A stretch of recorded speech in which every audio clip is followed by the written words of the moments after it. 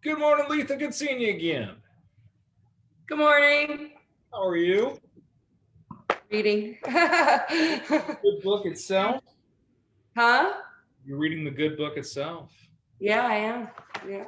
Sitting here working on it. So I got a call yesterday on my place from Colorado.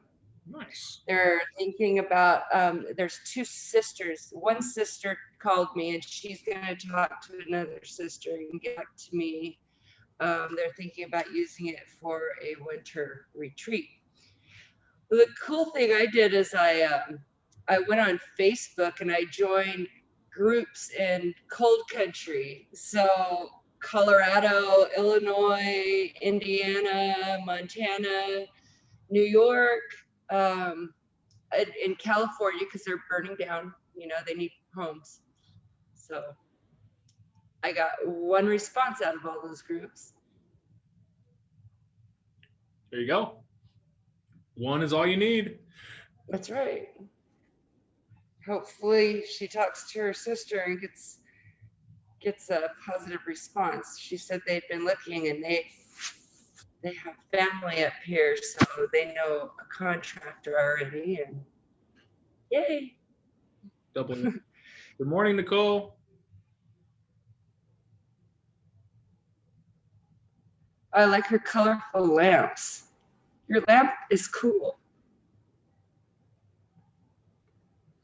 Well, that's actually an old one of my daughter's. Look at this lamp. I got this for my birthday, I think. Can you see this? Oh, that's cool. That is cool. Neat. They're all different. Oh, that is cool. Like good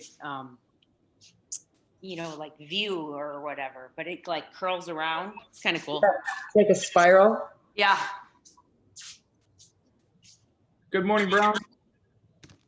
Morning. I love you guys. Morning. Shows consistency. Consistent. I love it. How is everyone's Friday? Hi, little one. Hi. He's our silent observer today. Oh, hello, buddy. All right. Yesterday was Elementals 7. I'm good. Joseph showed up for it. Letha showed up for it. Nicole was Nicole on negotiations? No, she wasn't. No, not negotiations. Sarah was here a little bit. Yes, no, she wasn't. Nicole was here yesterday. Letha was here yesterday. Desiree.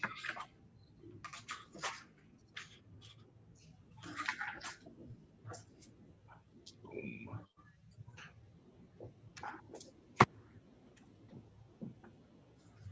Just taking attendance. Got to do the attendances.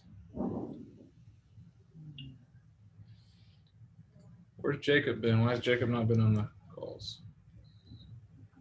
He's very sporadic. Yeah. It's not buenos. Unless he's busy doing real estate. Right. Here's how you gonna participate out there. Same storm, different boats. Yes, ma'am. Everybody's got their stuff. Well, today is the final day of Ignite. Is the day we blast off into the universe, go over the awesomeness that we've gone over, talk about some more things, but more importantly is teaching you the contact to contract timeline. Yesterday, we briefly went over it to show you how you can put a deal into command, move it into documents so you can start reviewing your documents in there, which is part of the contact to contract timeline. But now we're going to get into the contract to close timeline, where once we get a deal, what happens next? Kind of sounds like an important thing to know, right? Uh-huh. Oh yeah. Oh yeah. Oh yeah. Oh yeah. That's good. That's good. So participation guide today is very basic. Couple of pages you're going to need. The first page we're going to use is a timeline for buyers. So we're going to build a buyer timeline. So Go ahead and get that out. I'm going to jump into the PowerPoint here. You know, death by PowerPoint, that's all Ignite knows. But we talk about a lot of things which helps out. So hopefully this is beneficial. Let me ask you, you guys see a bunch of black space underneath it? Yeah. Yeah. Let's see if this makes it better. Is that better? Made it larger and less black. Now it's all view. Okay, good. Yeah, I have a massive monitor in my office, so things are pixelated in different locations. I got to make sure to look right. So today we're going to cover 4 of the major things that you do in running your business every day. And what are those things? Lead generate, make seller listing presentations, buyer presentations, and preview real estate. Growing our business every day. It's important. If you don't grow, you will die. Also, in running our business, we're going to cover a lot of this. What do we do to run our business? Make seller listings, show buyers, negotiate contracts, transition management, vendor management, set goals, compliant risk, attend trainings, and make some money. Make some money and manage it well. Today, we're going to cover 4 of the main points. That's negotiating contracts, transaction management to closing, making sure your vendor management's in place, and compliance risk management so you don't get sued or in trouble. So it's important that we understand not only how to input and talk to deals and stuff like that, but we also understand what's going to happen.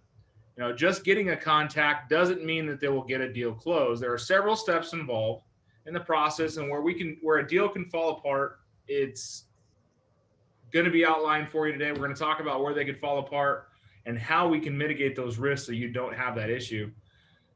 Those of you who bought or sold a home, we're going to call on you. We're going to ask some relevant times of you know, when you were doing some stuff and what experiences you had and the potential pitfalls of that transaction. And then also, what do you have to do after you sign the contract as a consumer?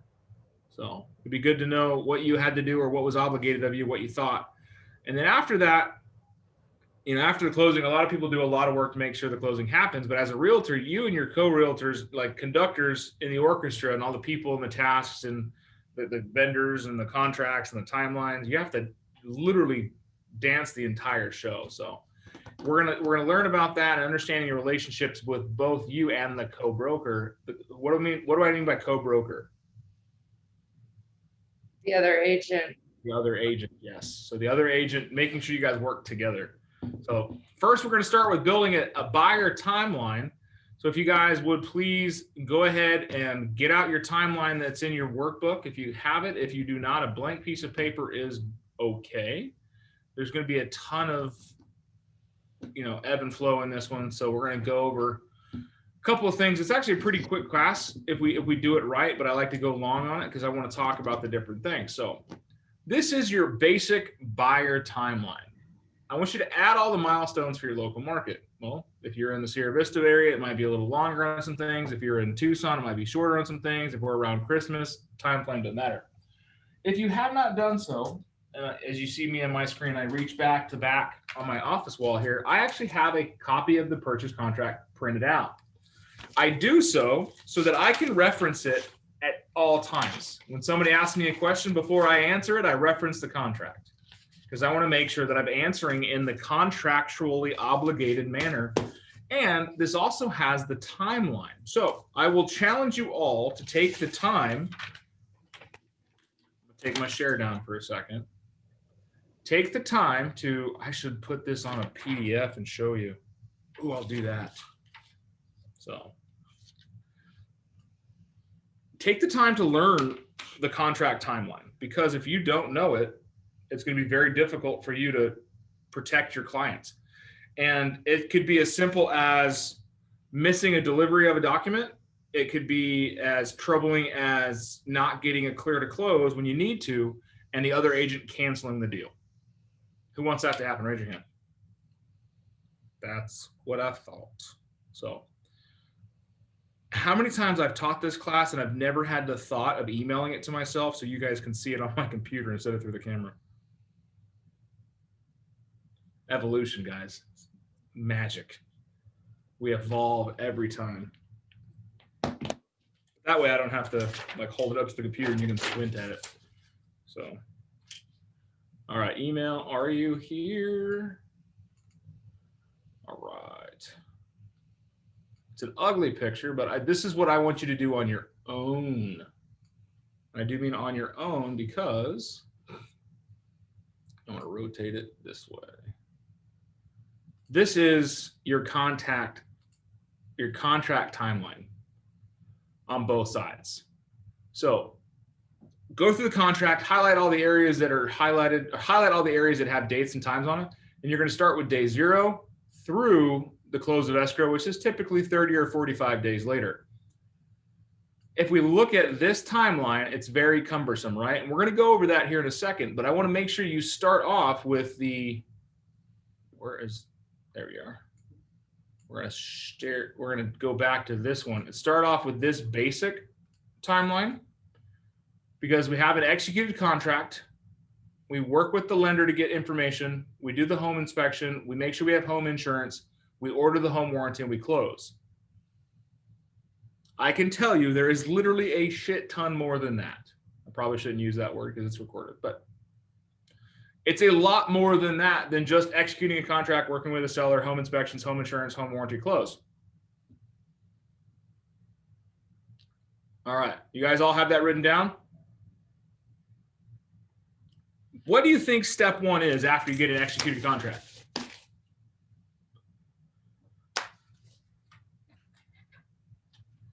This is the participation part of the course. Making sure no, that was already done probably. Yeah. Contact the lender to make sure all the information is correct. There you go. I'm gonna change the word from contact to share. Share with the lender the contract. So they get it. They get a copy of the contract? Oh yeah, the lender and title.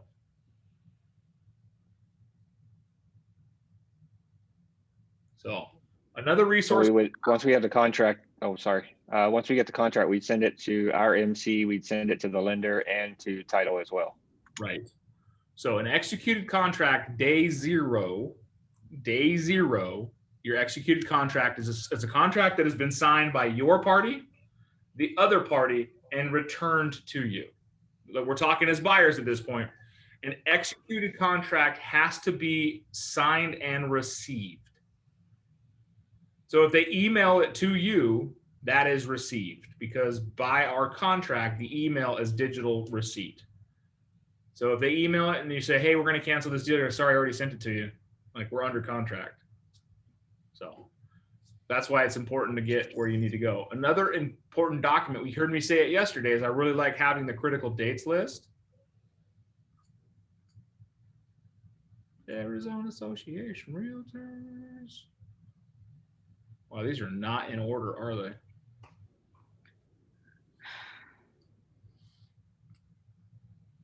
Okay. Another document that's good to have is the critical dates list.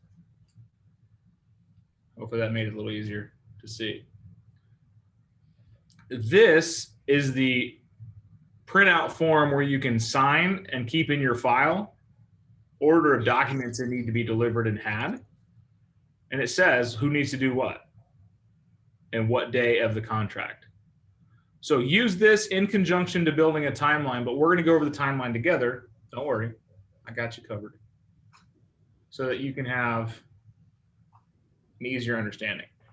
So day 0, we get the contracts out. I'm going to go back to the other one that I've written out. It's kind of rudimentary, but it does help. Morning, Jacob. Good morning, Sarah. Good morning, Jennifer. Good morning. Where are we at? Come on. I don't want that one. Where did my share thing go? Screen share. Big document. All right. You guys see big document?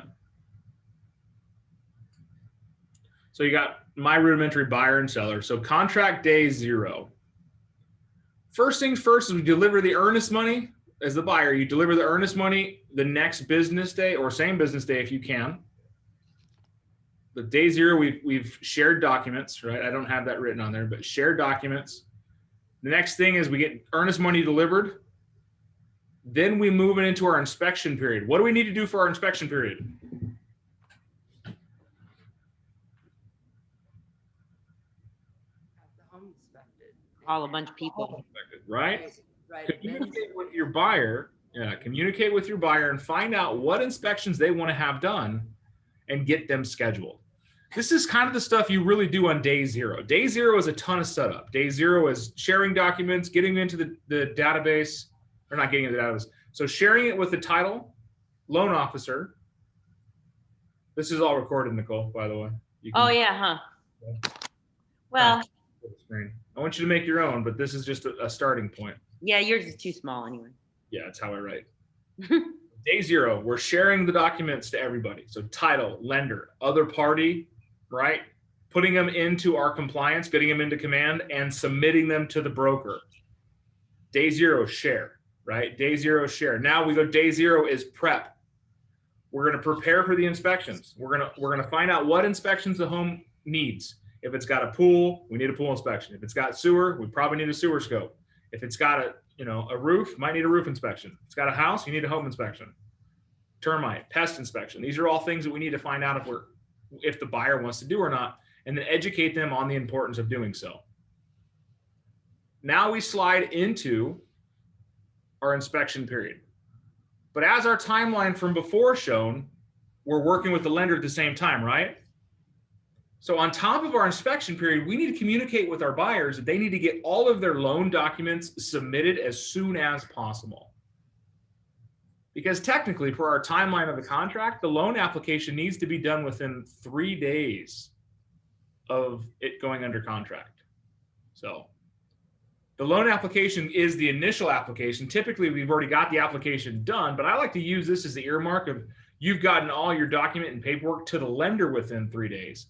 Because I want to have that communication that we have the expectation of getting everything to them up front so that we have all of that information in place. Now we do our home inspection, okay? Mind you, we're talking about the top half of this. We'll make this a little easier. We're talking top half.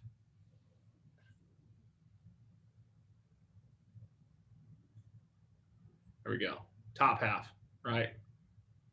I don't want to look at the seller side of things. We're breaking it down.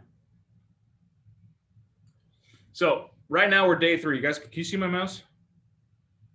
Okay, cool. I didn't know if you saw the mouse or not. So day 3, we have our loan application in place. We've done our inspections, or we started to do our inspections. And as we get those inspection reports, should we be communicating it with the other agent? Yes. Right. We definitely need to communicate, hey, we've got inspections set up for the 3rd, 4th, 5th, and 6th and 7th days, or whatever those dates are, what times. I advise you try to get all your inspections coupled together at once. It just makes life easy because you're at the house for 4 or 5 hours, getting all the inspections done, you're done with it. Instead of going back 5 times, try to get them all lined up at once. And that's part of the orchestration. We talk about the vendor management. Vendor management is orchestrating your vendors, your title person, making they number one, title, then lender. We usually lender first, but your title is going to keep everyone in place. The lender needs to have all the information, and then you get all the information that buyer needs to give the lender to the lender. Then you do your home inspections. Home inspections, you try to set up your main inspection, your roof inspections, your pest inspections, all at the same time. If you have a pool, usually they can squeeze in there. If you have sewer, it's very easy for them to pop in. Some home inspectors, if you get ones that do everything, will be able to do all of it at once. Just make sure you communicate with the type inspectors you have and find out their scope of work and their ability to help you out in that avenue. Communicate with the listing agent. Talk to them. Let them know what's happening. This is what's up. Hey, we've gotten this information sent over. We got this sent to the, title. Copy them on the title email. Here you go. Congratulations, new title. Here we go. Send it. I've got a template for that too. Now we move into inspections. We get inspections done. As we get inspection reports, you need to mark this on your timeline. Share reports with the listing agent as you get them. Do not wait until you submit your BINSR, and that's what we're going to talk about here in a second, the BINSR. Do not wait, because as the contract says, as soon as you get them, you should share them. But it also gives the buyer or the seller a chance to look over the reports before they get the repair request and sweat a little bit. Now, we have a 10-day inspection period. When does that inspection period start? Day the contract was received. No, day of receipt is day 0. So the 3rd day. Inspection period. When does inspection period start? Day 3 for when Day the one. Day 1. Oh, You have a signed contract. So day 0 is day of contract signing, day of receipt, day of everything. I don't care if it's 11:55 p.m. when you receive that signed contract. That's day 0. Day 1 starts at 12:01. Actually starts at 12 o'clock. But 12:01 sounds cooler. But that day 1 is the 10-day inspection period unless otherwise agreed upon in the contract. But during that 10 days, you should be doing all the stuff you need to do for your lender. As the buyer's agent, you need to deliver an LSU, which is a loan status update, on day 10. Notify any loan changes. If you went FHA to conventional or conventional to FHA, whatever, you need to identify those that need to be changed on an addendum. And then you issue your BINSR. Your BINSR is the buyer's inspection needs seller's response form. It's one of the forms we're going to go over in our contracts class, but it is genuinely heard of as the inspection report form, the repair request form. Get used to the word BINSR. Buyer inspection needs seller's response. And what that is that's the buyer's ability to thank you, Siri. It is the buyer's ability to ask the seller to remedy some items that they have found to be non-satisfactory with the house. It's part of every deal. They have the opportunity to do so. The seller then has 5 days to respond. Do you think we should be talking to the listing agent before we submit our BINSR? yeah. Right? Why do you think that is? To Give them prepare. a heads up. Give them a heads up. Let them know what's coming. Hey, have a communication. What are other key communication points beyond this timeline? Like up to 10 days in, what other key communication points should you have? Something happens with the loan. Okay. If something happens with a loan, hugely important. What about after you're done with your inspections? Just call them up and say, hey, we're done. This is what we found while we're there. I'll have the reports over to you soon. Trust me, if you do that, it makes negotiating on the repair side so much easier than all of a sudden just getting an email 10 days later. It says, here's our request. Well, I haven't talked to you guys in 10 days. Like, I'm less likely to fight for you in that situation. So we submit our BINSR. It is the buyer's chance of asking the seller to remedy the items disapproved. The seller has 5 days to respond. They can do one of 3 things. They can say, yes, I'll repair all those items. No, I won't, or I'll only do a couple of them. Unwilling or unable is the term. Now, the buyer then has 5 more days to respond to the response. So if we do the math, where's our timeline? If we do full 20 time, days. 20 days. we're almost 21 actually. Yeah. Well, 20, if you count day 0 as 1, you're at 21 days, but 20 days of contract timeline to get you the end of the BINSR period. Question. Answer. How long do they have, is there a time frame they have to be able to complete the repairs? They have until 3 days, and we'll get there, 3 days prior to the close of escrow. We need a cleaner timeline.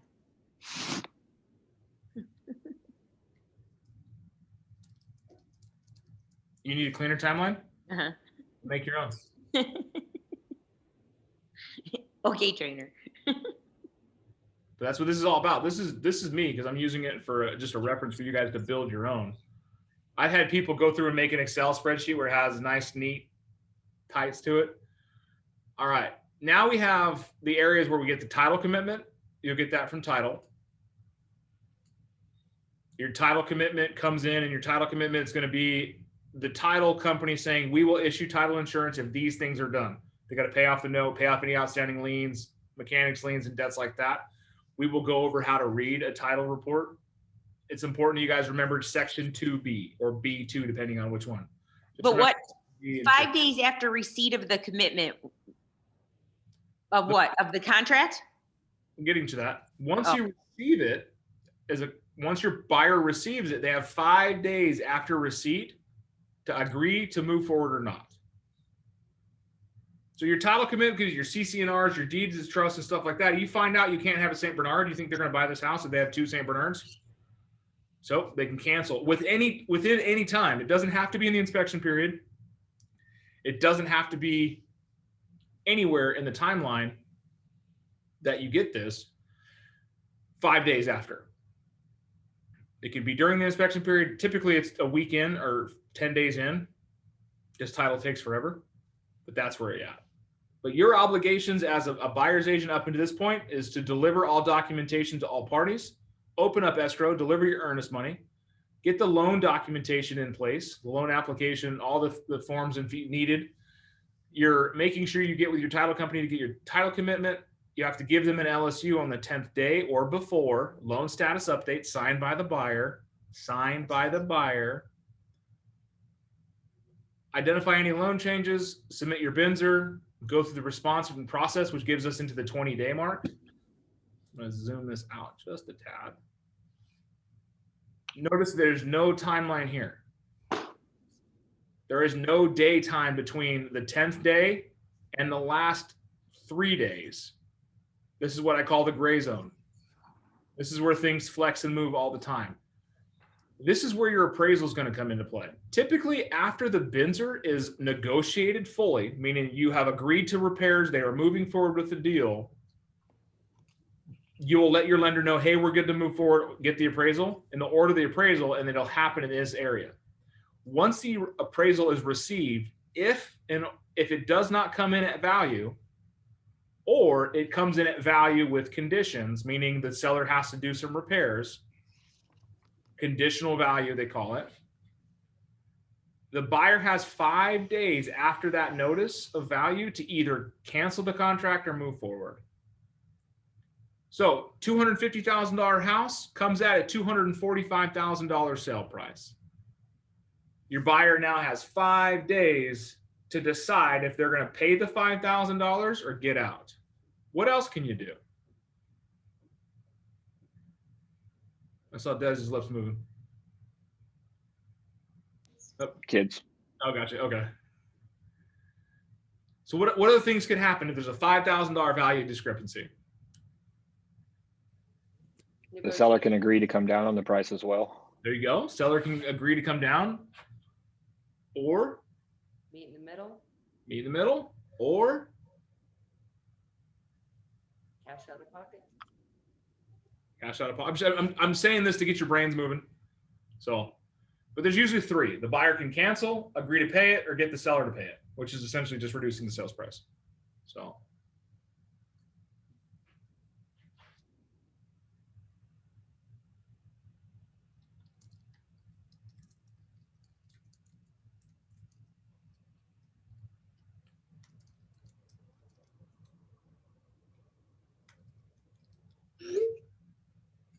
So once that's done, we're good. Once you get the appraisal back, you're clear to close. It would be nice. So appraisal comes back. Now everything goes to the underwriter. It's going to be in this row. So write underwriter and circle it. That's where we talk of the home insurance. On your timeline says home insurance. So this is where all the money happens. So it goes to lender, it goes to underwriting. You need to make sure we have home insurance. We need to make sure any final documentation that was needed is delivered. And we need to do this within like a week before closing. I like to say a week before because the contract doesn't have any timeline on that. But I'd like you to write it in that gray area there so you can create your own underwriting, home insurance, final documentation. You know, making sure you've got everything you need. Now, 3 days prior to the close of escrow, and I want you to remember this importantly, 3 days prior, 3 full days. So if you close on Friday, 3 days prior would be what?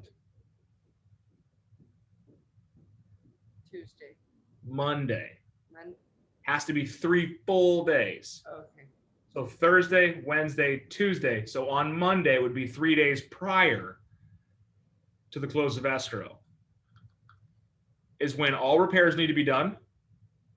You, as a buyer's agent, need to be able to provide loan approval without conditions, meaning that they are clear to close.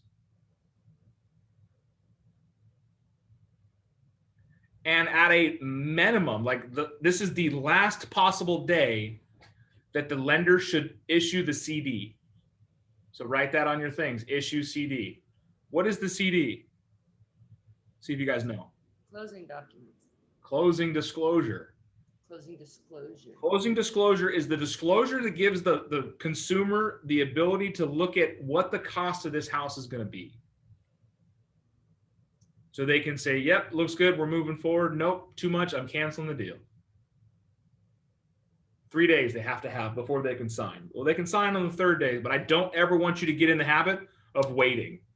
We need to look at that 3 days prior as like the dead stop for everything. They can cancel with 3 days to close? If they don't agree to it, it becomes a unfulfilled loan contingency. They could be challenged to give up their earnest money at that point because they could have closed and they chose not to.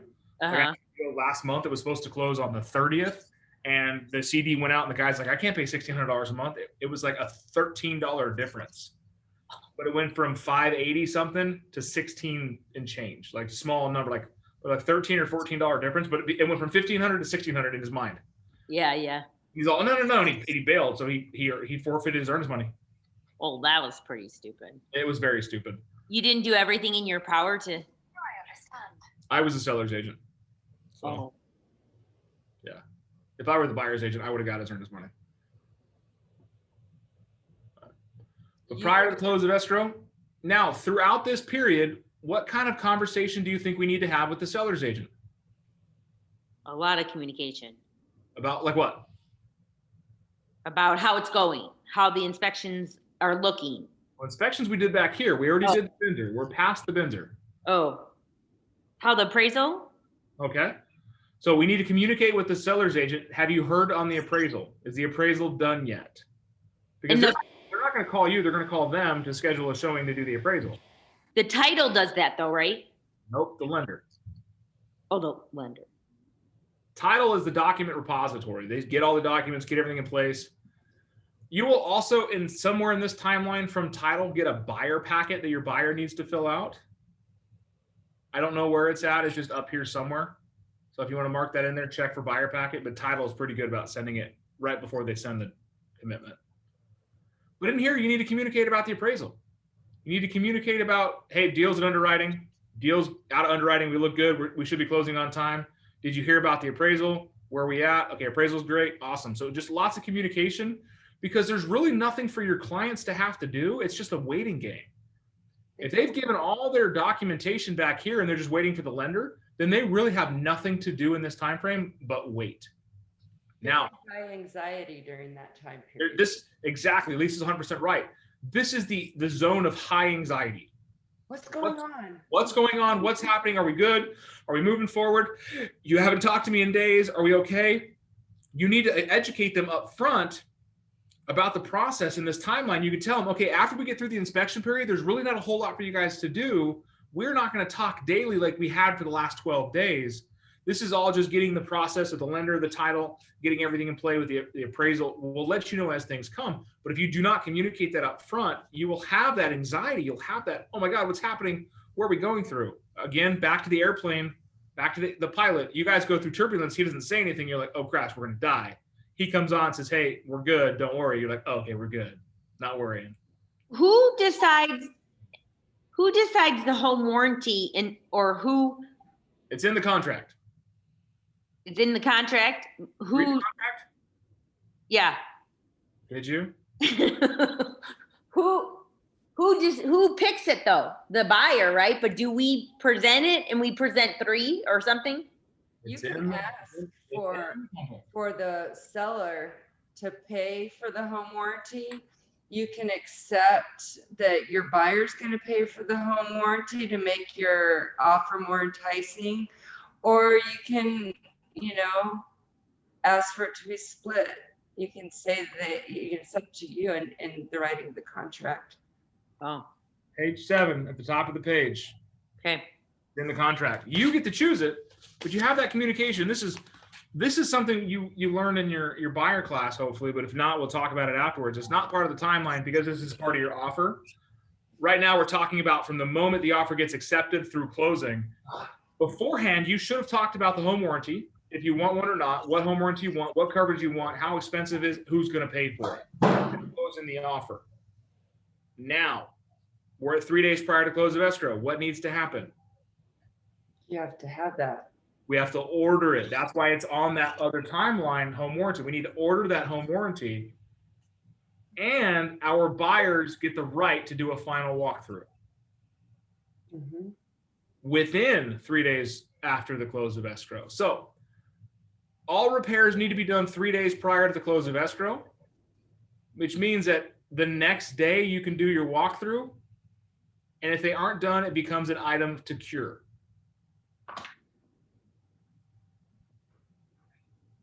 It's important. And if it's something that needs to be pushed back, that's when you just do the addendums to make it go a little bit longer each time necessary. Yes. Yeah, addendums extend things as needed. So, and prior to the close of escrow, you need to have a signed lead-based paint disclosure. Hopefully that was done during your part up here where you're doing your contract presentation and you're having your buyer sign the lead-based paint. If the house is built in 1977 or earlier. 1978. 1977 or earlier. Look at the contract. I just took a million exams. You're fighting with the wrong bull, Nicole.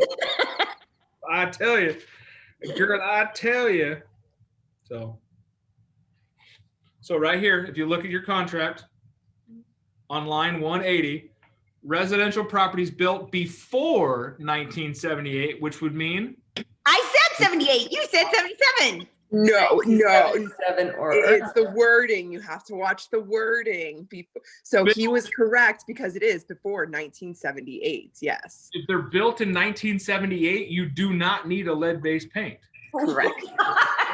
That's why I said it like that. You have to, have, if it's built in 1977 or later, earlier, older than it's 1977 or earlier, because at 1978, you no longer need it. Oh my God, that's not the way it was worded in the exams. They teach you how to pass your test. I teach you how to sell real estate. Oh my God, that's crazy. I thought I was like, oh, I remember something.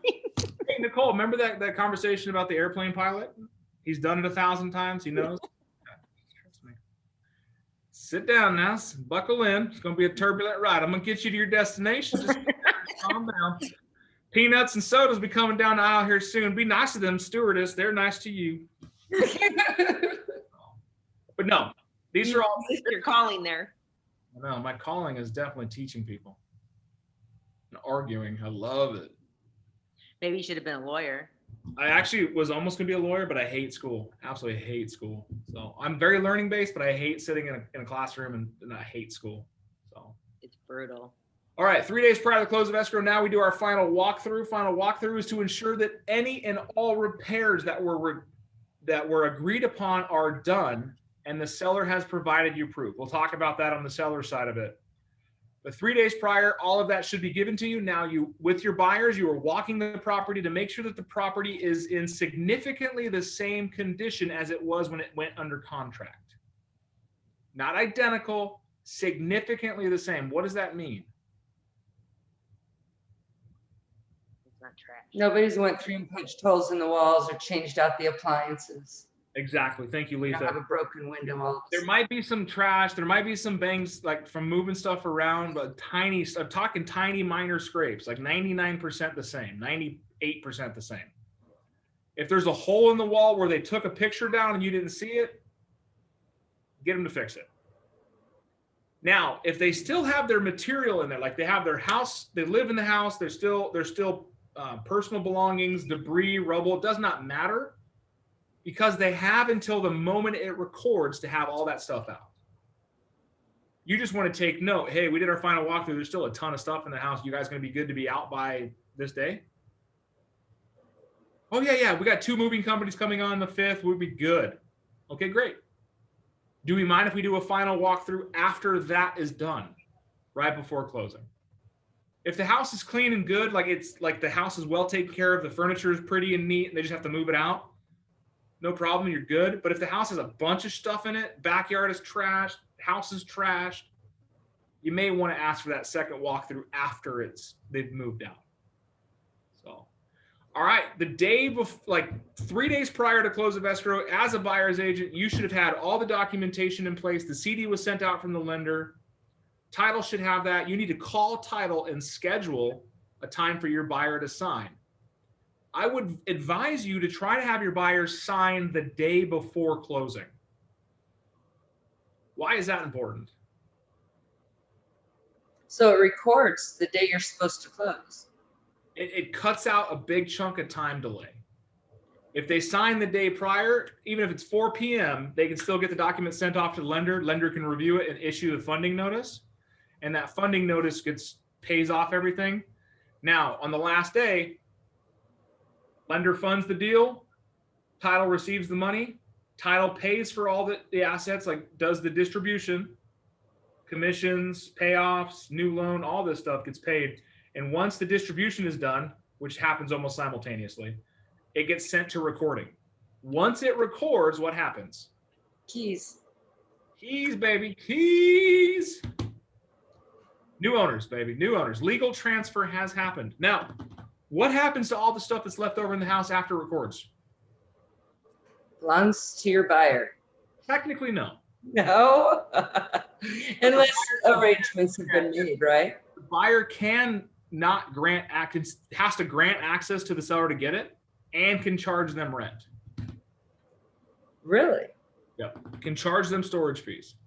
And if the house is dirty and not broom swept, as the contract says, it's not broom swept, it's not clean, and debris and rubble is not taken with them, they can charge the sellers for cleaning too.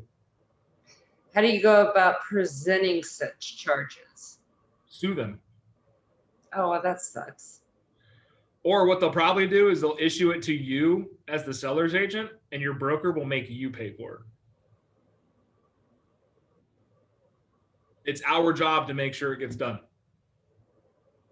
It's not our job to do it. It's our job to make sure it gets done. Awesome. So we have gone through in a very lightning manner, but we have to cover a lot, so we got to go quickly. The entirety of the buyer timeline. Now, let me ask you, Steve and Desiree, you guys just went through this recently, right? Were you remembering each? Yeah, we did. For the most part, yeah. It's hard on this one because she had us so confused. She was all over the place. She kept messing up forms as well. I was having to re-sign stuff. But all the way through there, we had those issues. The car got left in the afterwards in the garage. The lady showed up while we were moving in, type of thing. It was one of those. I charge your ass for storage. Now, let me ask you, as a consumer, who's bought a house recently in the last 5 years, right? Or so. After you signed the contract, how much stuff did you have to do? Pretty much just show up, right? Hey, we have inspections, be here. Hey guys, we got this, do this, send it, like, right? Now you can see as an agent on the backside how much more we have to do. The public does not know what you do because they're not involved in it. You guys want better referrals? Yeah. Yeah, okay. You want better referrals? Any referral. Communicate what you're doing in the process. Every step. Hey, Steven, I got us set up on appointments. We got this home inspection set up. We're good to go on this, and this, move forward. Okay. Hey, Steven just got the inspection report sent over. Did you go over them with your wife? I tried to call her. She didn't answer. Okay, great. And you'll hear him yell at his wife, "Can I answer Dan's call?" All right. Hey, we got things back from the seller's agent. We're good on the Binzer. I just want to talk to you about a couple of things before we send it. Give me a call. And then, hey, got the Binzer back. They approved everything. We're good to go. We're moving forward. Hey, talk to title. They should be issuing you the title report here shortly. Did you check it out? Did you get it? Here's the information. Let's review it together. Hey, got a call that the appraiser is been ordered out there. We got some stuff going. You guys have all your documents done at the lender? Everything good? Okay, I've already talked to your lender. He said that you were looking for, they needed this, and this. Oh yeah, I forgot. Okay, please get it to him tonight. Okay, appraisal came back. We're good to go. We're moving towards closing. Everything looks good. I drove by the house this weekend. They got the roof workers up there right now. They're getting it fixed. We're good to go. Move on. Hey, 3 days before closing, we need to get in there and do our final walkthrough, guys. I drove by the property last week. It looks pretty clean. I drove by this morning. It looks like the workers kind of stopped. I'd like to get out there today if you can. I've called the listing agent. We're good to go after work if you are.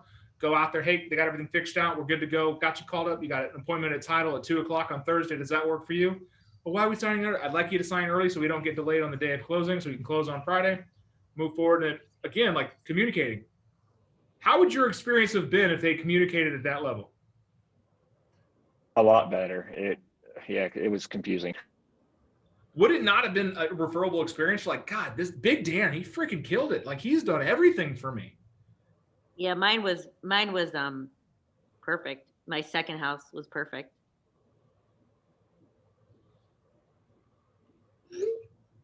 In other words, you had a good agent. Yeah.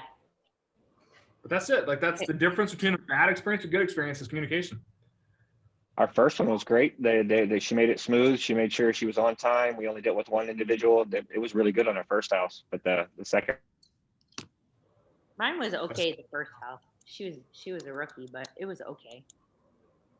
It was a new build. And isn't a new build easier? Usually. My first house, I remember the guy's name is Brett Archer. He's still in the business. Was the first house I bought when I was 20. And I don't remember anything about the experience other than his handshake. It was good? I hated it. Oh. One of those limp handshake? I'll show you one day when I see you in person, because I can't even, like, it's not a limp handshake. It was more like a high five.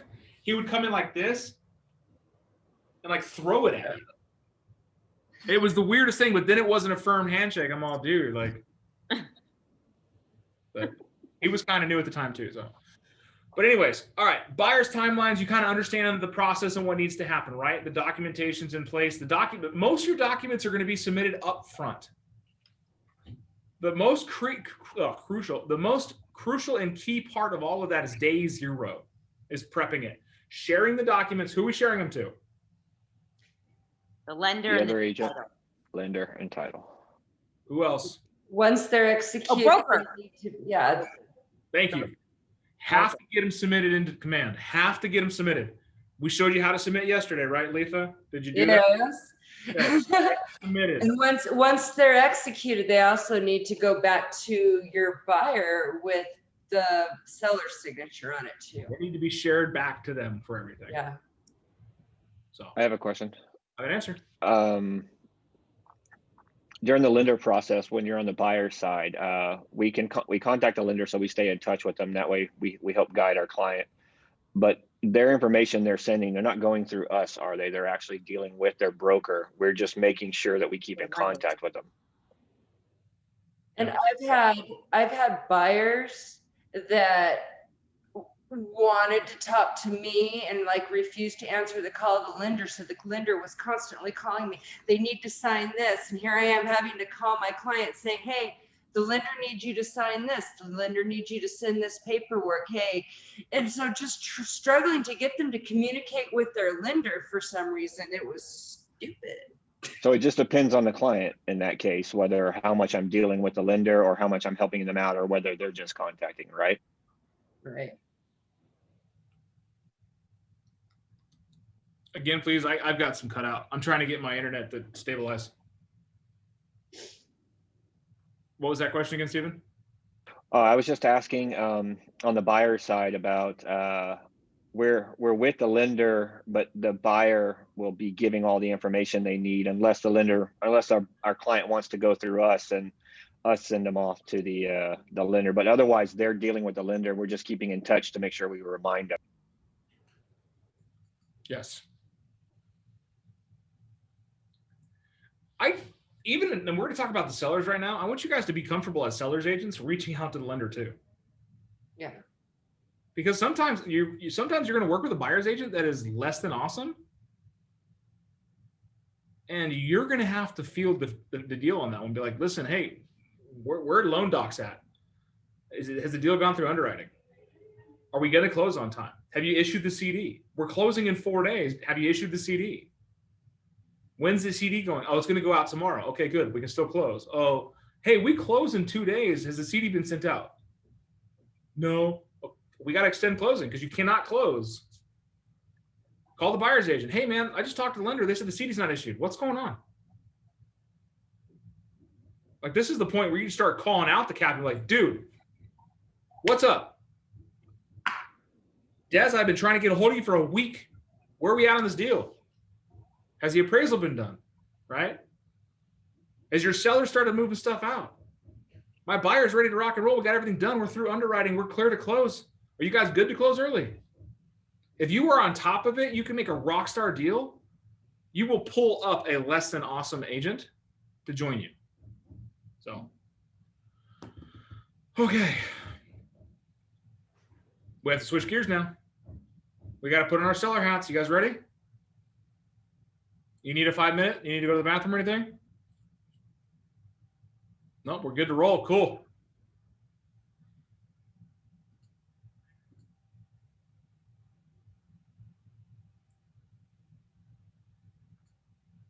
All right. There's this lending company out there that does VA loans called Chaos Lenders. If your buyer ever tries to go through them, beg them not to. They live up to their name. Chaos Lenders. Yes. VA loans through Chaos Lenders. Beg them not to. All right. You guys can see the basic seller timeline here, right? What do you see? Accept an offer, inspection, appraisal, close. A lot less steps in the buyer's timeline, correct? Yes. All right. Do you think there's still some contractually obligated stuff that the seller is going to need to do? Everyone look up and down. Okay. Thank you.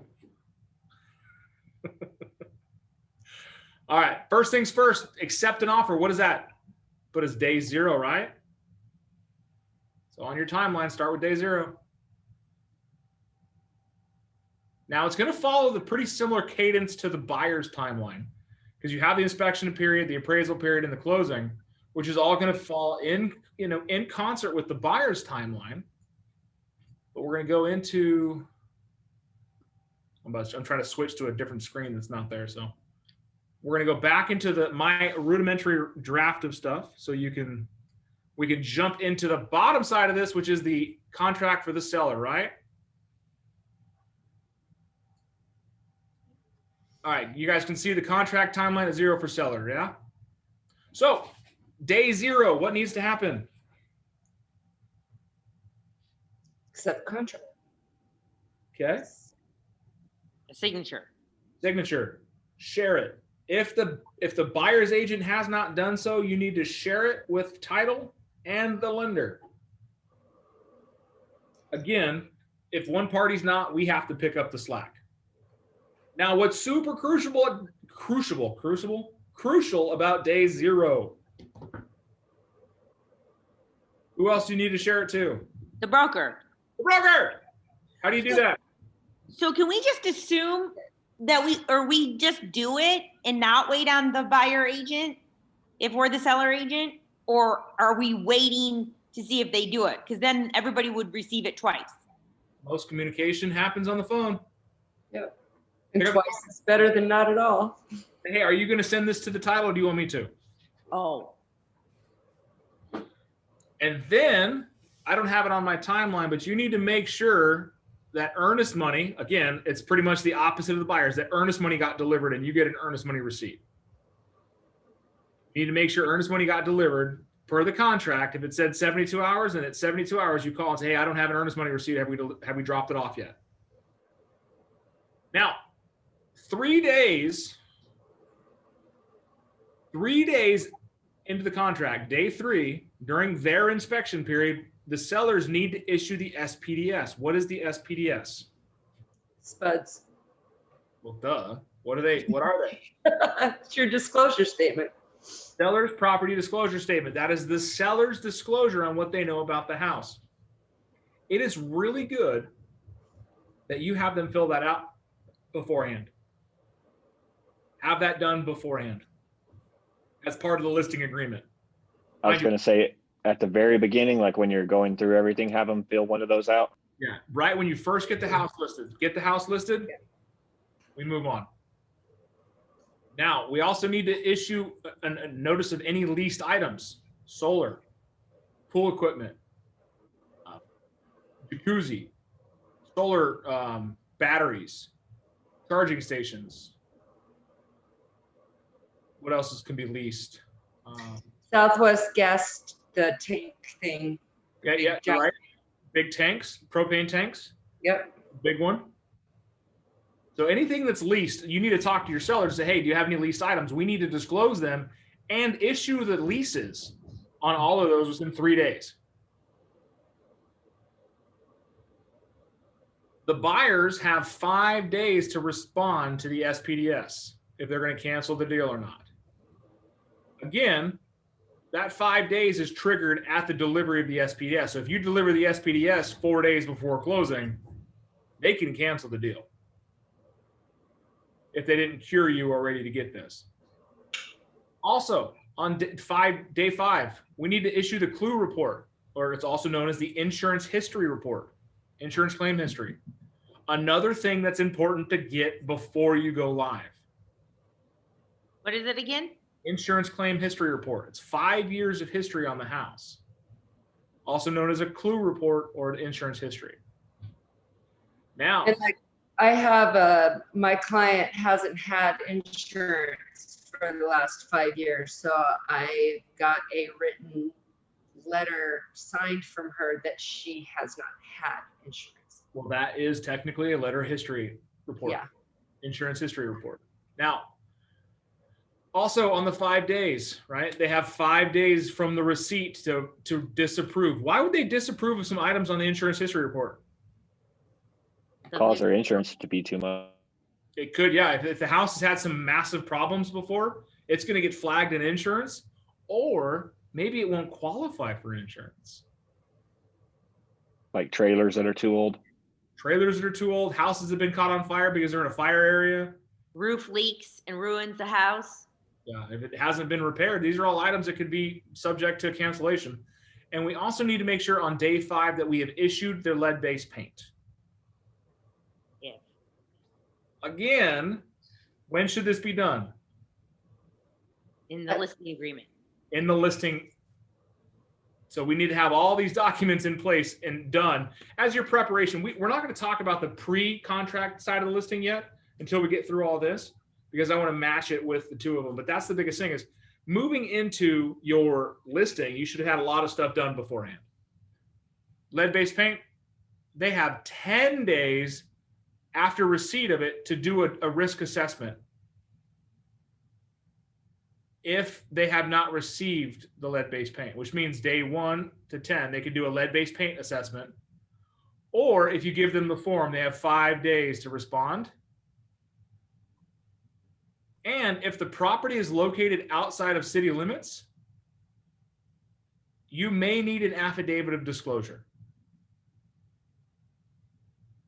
So as you can see, a ton of things happen for the seller on day 5. How can you hedge all of this out? Start at the Have it beginning. all prepared. Get it Ahead of done time. beforehand. You're right. Start at the beginning, have it done. I'm showing you how easy listings can be when you have everything done up front. Day 0, you share the contract with title. You get the deal uploaded in your command. You submit it to your broker. You share the SPDS, the clue, or I want to say it correctly. The SPDS, the letter, insurance claim history report, your affidavit of disclosure, all day 1. Any leased items, all day 1. Your seller is now clear, right? What's the affidavit of disclosure for again? If you're outside of city limits, Oh, it may need an affidavit. So now we go back into the appropriate timeline. So what happens on day 10?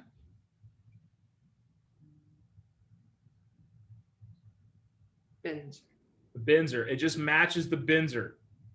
That's why I've got the arrow going down, because your Binzer, they issue you the Binzer. If they issue the Binzer on day 6, it's okay. It's still a 5-day timeline. So your Binzer becomes a trigger point for 5 days. The seller has to respond. What are the 3 options the seller can do? cancel, counter, or accept. Close, but not close enough. The seller cannot cancel the deal in the inspection period. The seller can say, I will correct all the disapproved items. I am unable or unwilling to do any of the work, or I choose to do some of it.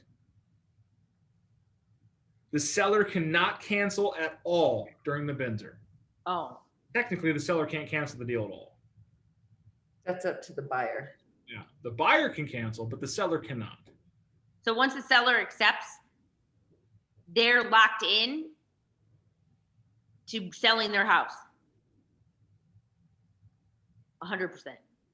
Not 100%, but it definitely becomes a sticky situation if they try to cancel. The purchase contract is a provision there to help buyers out. Now, we get through the Binzer. What are we waiting on? Underwriting. Underwriting from the buyer side. We're waiting on the appraisal. We're making sure we get the title commitment. We're checking on it. It's more important to get the title commitment for the seller's agent so you can see what liens are against the house. So you can communicate that with your sellers and make sure they knew about them. They may not have known about them. So you talk about the liens, you get all cleared up. The appraisal happens. They need to communicate it with you. If it's not vacant, you get it scheduled. Make sure you provide them with all your CMAs, your market stats, all the information you had to get the deal done. Have it all in place. Then we move on to the next step, and that is finishing all the repairs. Because when do the repairs need to be done?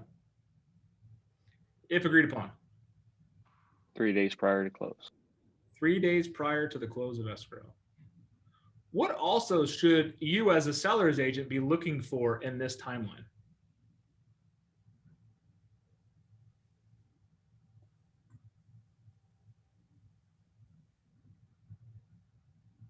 Loan status update. A loan status update. Because at day 10, we want to make sure that we have done our job in making sure the buyer can buy this house still. As the seller's agent? As a seller's agent, hey, I need that LSU. Can you send it over to me as soon as possible? Day 10.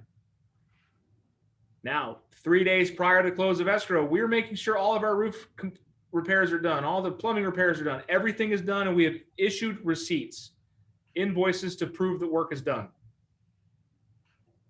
If it's done by the handyman, have them give you a bid for it. If it's done by some random person, have them give you an invoice for it.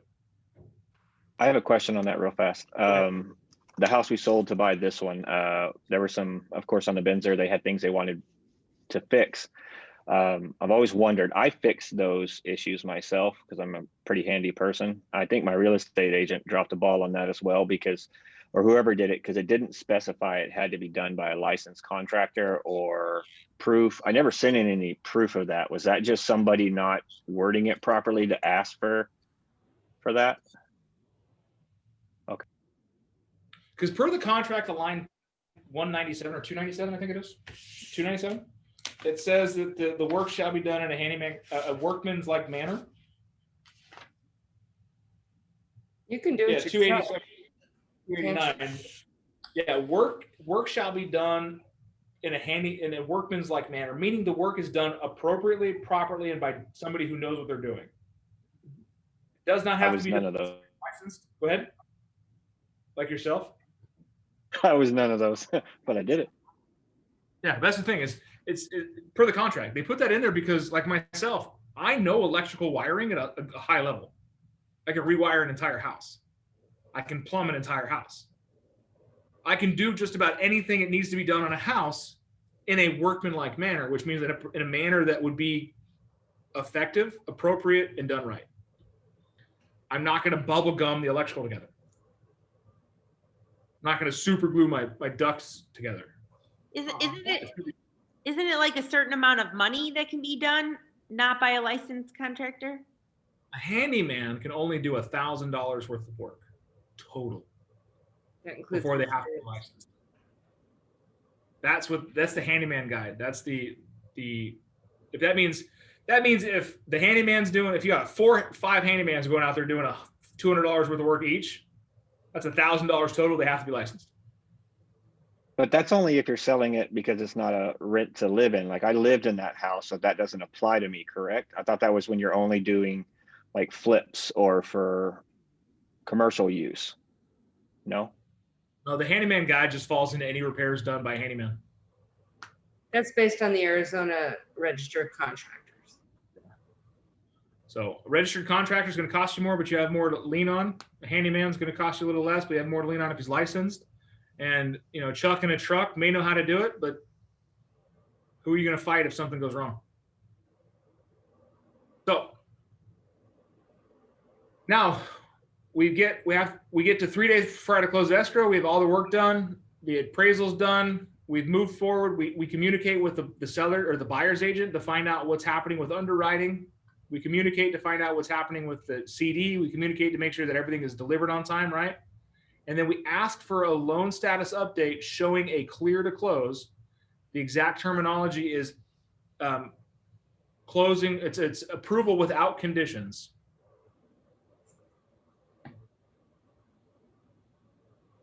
Three days prior to the close of escrow. Why are we doing this? To make sure Guarantee you'll close. Guarantee it'll close. Is that one different than the other LSU? Nope. This is an LSU, and you'll see some of them signed in. And then this one will have the last one. I don't know if I have an LSU I can show you. I'm sure I do.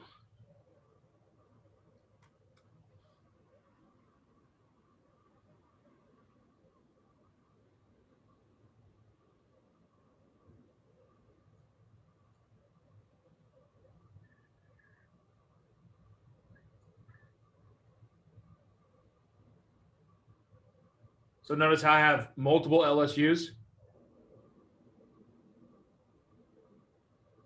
You get them as the process goes. So it looks just like your pre-qual, but the difference being is you get to see the sign-offs on when things happen. And then the last one you're looking for is, you know, lender obtained loan approval with prior to close documentation, and then buyer has loan approval without. This line 62 is your clear to close. So without conditions. But you'll get these through the transaction, but you need to have them. They need to be signed. And if you're working with a good lender, you'll get multiple of them. If you're working with a bad lender, you're going to get 3, maybe 1. If you're working with an out-of-state lender, you may not get any. You have to fight them for it, but you want to make sure you have all that stuff. And then this is a title commitment. So what just kind of goes over what it is, definitions of everything. The Schedule A just lets you know who's issuing it, escrow number, escrow officer, who's buying, who's it being issued by or for, like it's protecting somebody. So you want to make sure you check and make sure it's for the right bank. Who's being sold in, and now we get into the exhibits. This is the legal description of this property. Schedule B1 gives us the payoff of the property in taxes, so your first tax. Deed of reconveyance, so how much the note is for they need to pay off. This may not be accurate for today. This is just shows in 2018 that this amount was recorded. It may be less than that. Especially if they've been in it for 20 years, you're going to see like big change there. Schedule B part 1 just goes over more of the plat information, and then B2 are your exceptions. These are the things that need to be cleaned up.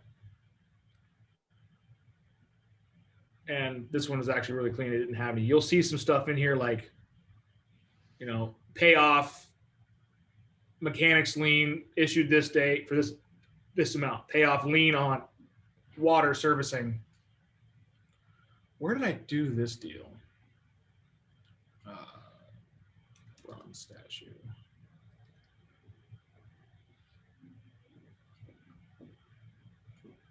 So this is one of the ones I closed earlier this year that had an ugly title report. And I'll show you what it looks like. So you've got your loan that they're covering the title insurance. Here it looks scheduled part 1.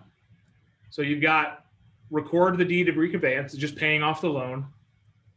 Record a termination of financing settlement between Solar City. Record a termination of finance between Aqua Finance. You know, record finance of Tesla and the tax note. Like all of these things had to be cleaned before they were able to move on the deal. It was an extra $9,000 worth of stuff that this client didn't know was as a lien on his house. So, all right, seller timeline to close, same thing. So Go ahead. does that just come out when they get the money from the sale, or do they have to pay that stuff up front? It comes off in the close. Like most of it's going to be, what do they call, closed out from the clearing account. Okay. The clearing account is, okay, we have this pool of money. That's the money that the buyer is bringing in, $300,000 plus fees, whatever.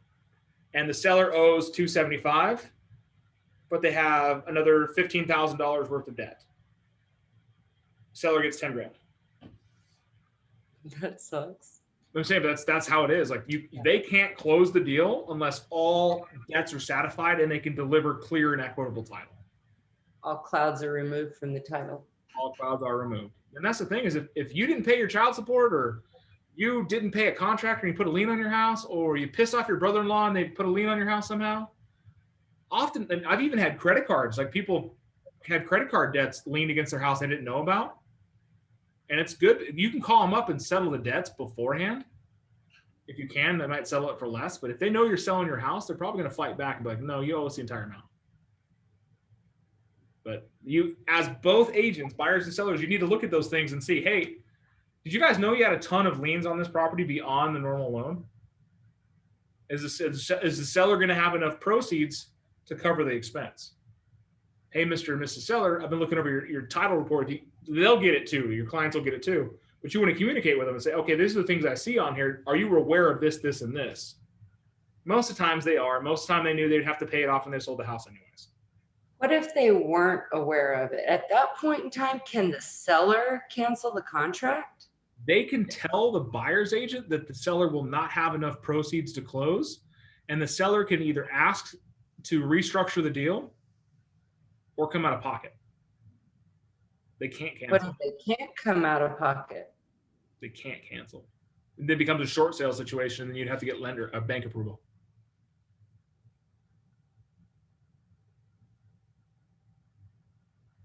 So 3 days prior to close of escrow, we get your LSU. We've proven all the work is done. They've done their final walkthrough. You're going to give them time to do so. You need to anchor home to the sellers. They need to get their shit out. They have to be moved out and broom swept by when? By recording. I use the word close of escrow. By the close of escrow. Escrow closes when it records, by the way. By the close of escrow. I try to say that because it makes them think they can't go that last day. Make sure they understand they do not have any time after the close of escrow. They cannot sell the house, get the money, and then move into somewhere else, because that needs a completely different set of agreements. Post-possession, pre-possession orders, all these things that the broker hates doing. But we need to communicate. You need to have your stuff packed, moved out, and the house cleaned up prior to the close of escrow. Dan. Sure. What if there was a clause that said they can't sell the house until they find a new house to buy? Where would that be in the process? It would be on page 8, and the buyer would have to agree upon it. All right, thank you. That would be in the initial, right? Yeah, it would be during the initial for sure. They can't just slip that in the middle of the transaction. Oh yeah, by the way. It has to be agreed. We haven't found a place to live yet. It would be an addendum to the contract. Even though the buyer's agent writes the purchase contract, it becomes a bilateral agreement as soon as it's signed in agreement. It becomes a purchase offer and then a contract that both parties have to adhere to. So now, 3 days prior to the close of escrow, we're good. We're telling them to move out. We call title and we do what?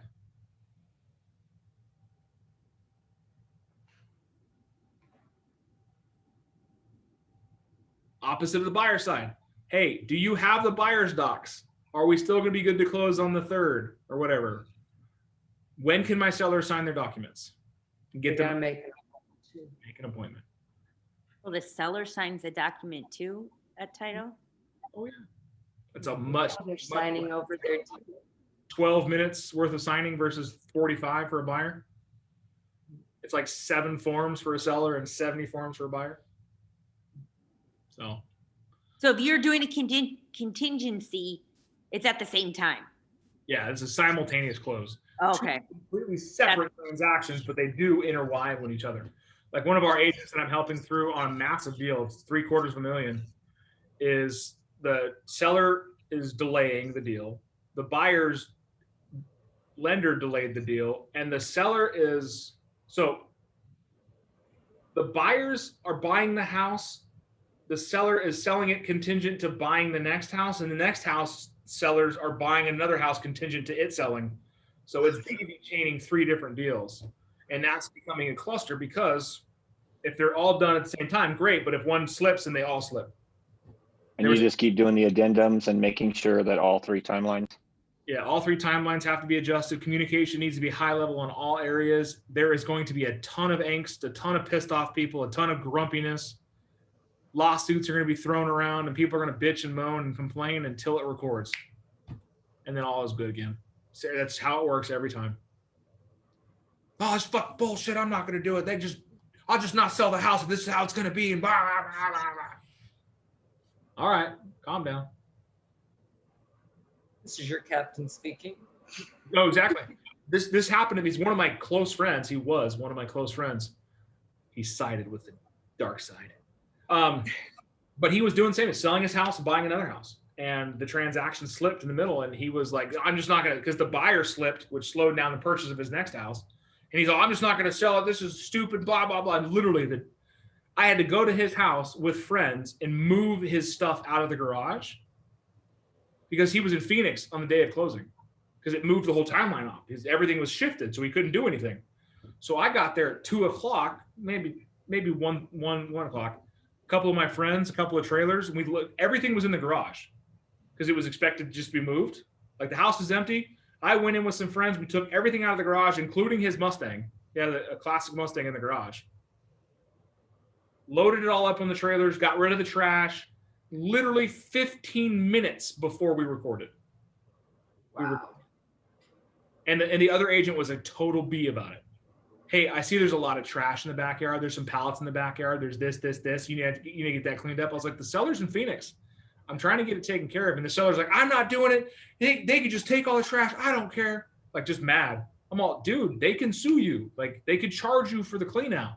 I don't care. I'll just cancel the deal. Like, being the agent, sometimes you have to do it. Even though it's not our job to do it, we just have to get it done. So I made a phone call, said, hey, I need some friends in the north side. Help me move the house out real quick. 2 hours worth of work. I'll buy lunch. And 3 of my homies showed up. You make the seller pay for it, or do you have to pay for it? He was a friend of mine, so I lost about $2,500 on that deal personally. So yeah, I don't have $2,500 to do that. Yeah, me neither. that's the thing, is I took a reduction in commission to make it work, because he had a bunch of repairs to pay off, plus all those liens that he had to pay off, and he still walked away with 60 grand. And I was like, dude, why did I even take a commission reduction? Go yourself. But I knew what he was trying to do. He had another goal, and he needed that money to get there, and he was being a difficult client. And I get it. That's my friends and family have been the deals that have cost me the most money. So Yeah, of course. but that's all about it. If you don't know the timeline, you guys can put yourselves in a much worse situation. So, all right, we're gonna take a little break. Be back in 5 minutes, because I have to use the restroom, which means you have to take a break. So we'll be back shortly.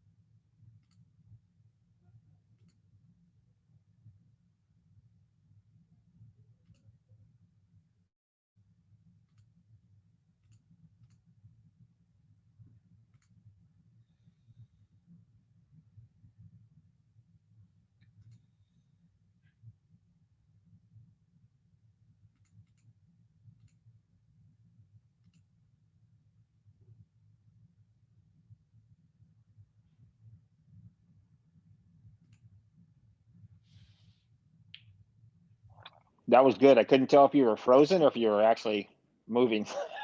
Oh, yeah. Just reading all the messages come in the last 20 minutes. So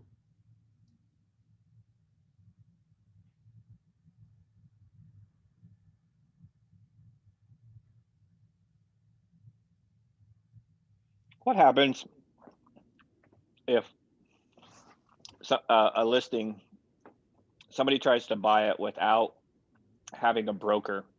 How does that work on the commission aspect for the listing agent?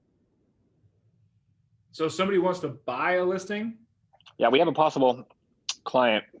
We think he's trying to buy the house without using a broker or without using an agent. I'm sorry.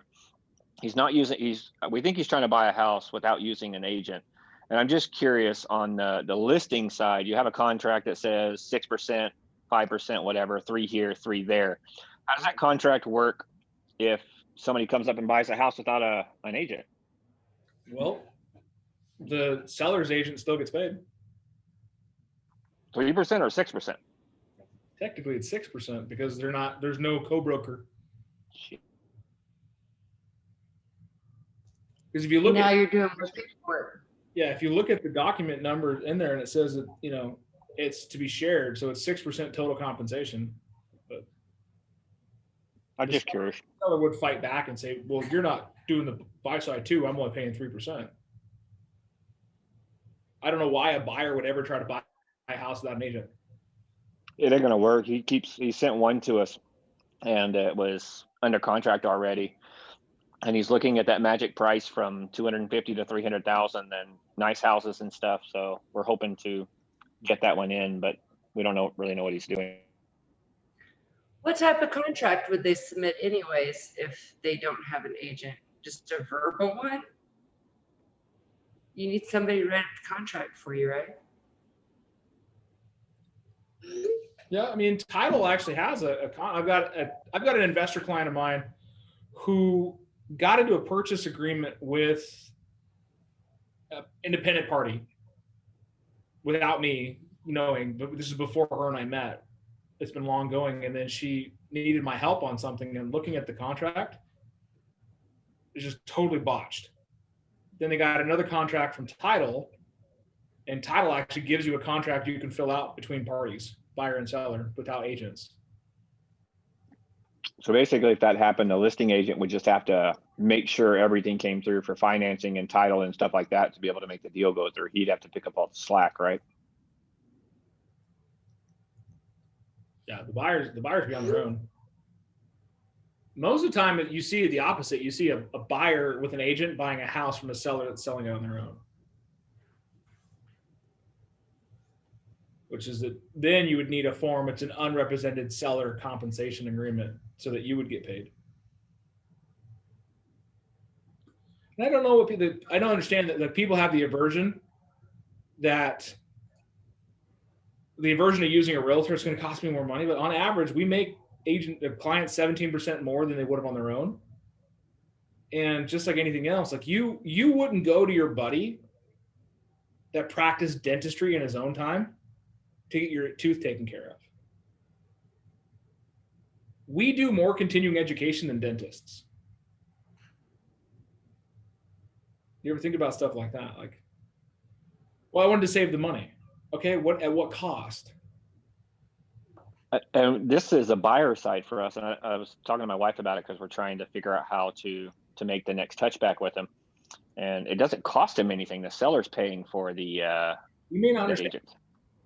I know, that's what I keep thinking is maybe he doesn't understand that. So we're going to try to get him, but we'll see.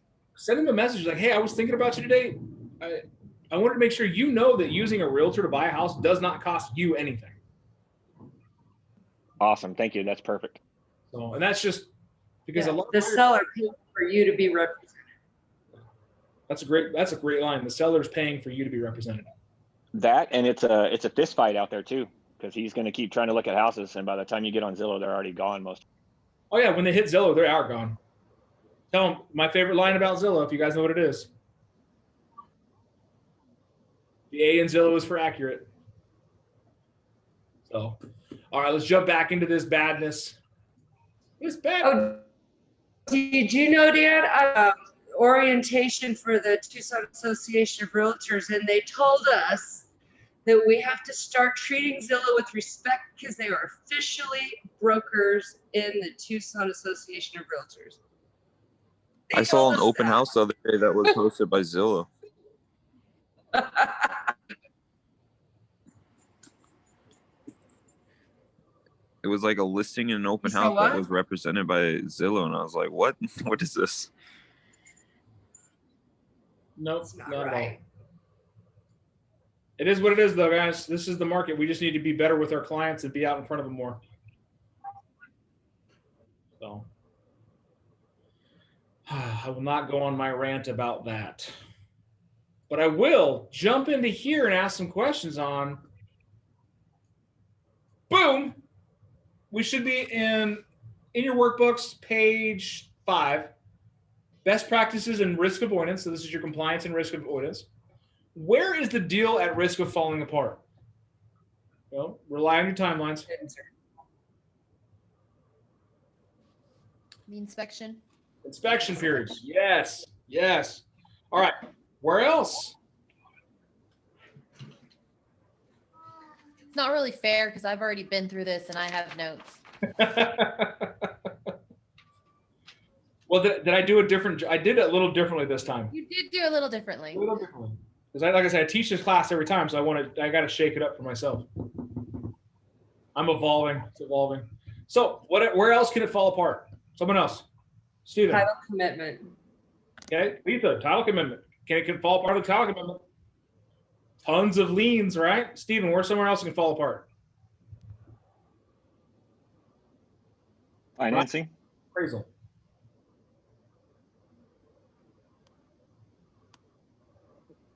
Appraisal? I think that's what he said. Oh, sorry. I said financing. Financing. I mean, financing huge. So we can probably find that out pretty early. Where else? We've got the inspection period. We've got the title commitment. We've got the appraisal. We've got financing at multiple Home points. inspection or home insurance. Home insurance, huge, right? When Mount Lemon was on fire, there's a ton of houses in the Catalina foothills that actually the contracts canceled on. Why is that? Couldn't get insurance. Could not get insurance. I remember the first time that huge fire happened up at Winter Haven. I went up there and there was this gigantic sign that said State Farm is not a good neighbor.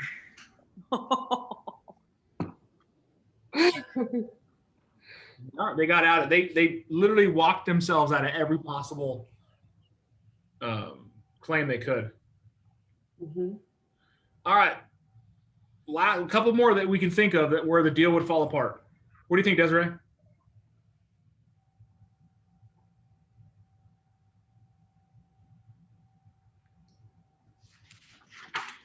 I'm not sure. I was saying the same as like with the loan status updates if that doesn't go through, but that's the same with financing.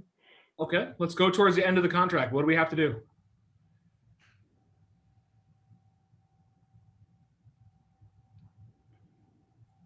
How about repairs not being done?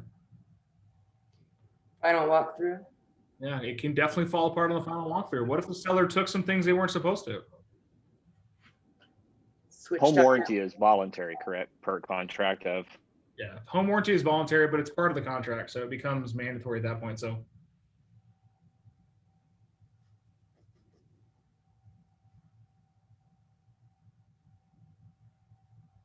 all right. So, what are some best practices to keep the deal alive? Communication. I love it. Nicole was quick on it. Number one rule: communicate, communicate, communicate. Getting everything done ahead of time. Okay, there's one. Having it all done ahead of time, especially on the listing side. Having it all done up front so you can have it delivered makes life so much easier. All right, who are we communicating with, Nicole? The listing agent if you're the buyer agent, and the reverse. Right. And then the lender, the title, all your vendors, your broker, your client. Your mentor. My last one was huge. Call me. But you're absolutely right. We're talking to everybody involved, and it's super important that we get the documents shared on either side. It gets shared to the people that need to get shared with. Probably most importantly is the broker and the clients. We communicate almost every step of the deal, so we know what's happening, we understand what's going to come, and we can help navigate that course so that our clients feel like they're involved. They're not confused. They're not worried about what's next. They know the timeline. They understand and expect things to happen. Nobody's ever boarded an airplane after being on an airplane and been surprised about turbulence. It just comes with the fare. You just hope you're not going to get any. Like deep down, you're still worried because you're like, oh God, there's some turbulence, but you know that the captain's got you. But if you got a smooth flight, you're like, whoo, it was a smooth flight, no turbulence. Right? I use this example because turbulence happens in every deal. There's going to be rough patches. There are going to be bumps in the road. There's going to be some skids. It's how we handle it for our clients that makes it that smooth ride. You can't give a world-class experience if everything goes perfectly. Right, because you can show how you're fighting for them. I mean, everything just went really smooth, and they don't see you in action. Exactly. It's really hard to see what kind of skills you have on the basketball court when the other team doesn't show up. I had that issue in the restaurants. I gave too good of silent service. Their drinks were always filled because I was timing it in my head when I was walking away, and my tips actually went down a lot of times because they didn't respect me enough that I was there and made it so smooth that it would affect my tip sometimes. Hey, you guys want some more? Everything doing okay? Just checking in on you. It's all part of it. Like I appreciate when somebody just doesn't talk to me and comes and drops things off, make sure my deal is good, but it's a social aspect. So, all right, what tasks have deadlines? What are those deadlines? It's a lot. Yeah. A lot. Everything. Everything, yeah. Pretty much. So what is your homework for this question alone? Making your own legible timeline. Yes. Make your own legible timeline. Your big bubbly letters. But it has to be, go through the contract, print it out. Print it out and highlight everywhere on here it says, this needs to happen. This needs to happen. This needs to happen. And how can you help manage other parties involved in the deal? Call them. Communication. Communicate. Don't be afraid to cross lines. You are not at battle. You are not at war. There is no enemy territory. The moment they sign the contract, send it to you, you guys are under contract together. You're in the same ride. You're on the same bus. You're in the same room. It's not us versus them. It's we to get this deal done. Work together. And if the other agent doesn't want to work with you, work around them. Keep them in the loop. Hey, I talked to the lender. Here's there. Thank you so much. Hey, I talked to title. This is what's going on. Your buyers still needed to get this delivered. I have had agents that I had to run both sides of the deal and they still got paid. But I know for a fact that next time I get an offer from one of those agents, I will advise my clients otherwise. And it's as simple as saying, I have had a deal with this agent before, and it was less than stellar. The first deal I ever did, I was on the listing side, and I was afraid to contact the buyer's lender. But the second deal I did, I was a dual agent and realized how easy it was to actually communicate, because I was hired at that point to communicate for both sides. but then I realized, I can communicate with the buyer's lender. But Right. took that to make it sink in. That's where you're at. It goes into this question: why is a relationship with your co-broker so important?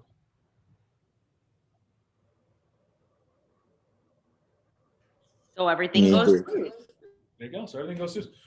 Where could the deal fall apart if you don't have a communication or some kind of relationship with your co-broker? All over the place. All over the place. Importantly, after like the renegotiation after the inspection period, right? The negotiating win-wins when stuff doesn't go ideally, like if you have to extend the close of escrow or something else happens. We don't know what we don't know. And if we get blindsided by something, every one of us responds the same way. Like, why didn't you call and tell me before you sent that? Your kid's got a bad report card. You want them to tell you before you get it. It softens the blow. Mommy, Daddy, I got a C in science. Okay, what can you do to better? And you get the report card and it says F. What's this bullshit? You lied to me. Am I right? How would you feel? Same thing with an agent. If you're not truthful and forthright about everything that's happening in the transaction, why are they going to trust you to help navigate the tough times? Why are they going to trust you to be the advocate on the other end of this deal? If you're not willing to be honest, don't give away material information, but make sure you're honest and open with the other agent. If they are just a total dog and they're just not doing their job, be extra nice to them. Because they will find a way to make your life hell. And there are agents out there that will. Yeah. So we talked about it before. We need to wow our clients. How do we wow our clients? Great customer service and follow-up. Yeah, we kind of already talked about this. Is what did it feel like from you when you were waiting to close on your deal? What would you have liked to have had from your realtor? Something. Information. Clients that feel like their experience was effortless and special are more likely to refer clients. So I asked earlier, do you want more referrals? Then share with your clients. Let them know what's happening. One way you could do that is the Keller Williams app. We have that. If you haven't played with your app, go look into the guides, the buying and selling guides. It has a timeline of what to expect in every step. Communicate with that to your sellers and buyers so they have it and they know what's going to come. It's not only going to help you track your clients' activities through the deal, but even before the contract is signed, it helps put your buyers and sellers at ease because they know what's coming later.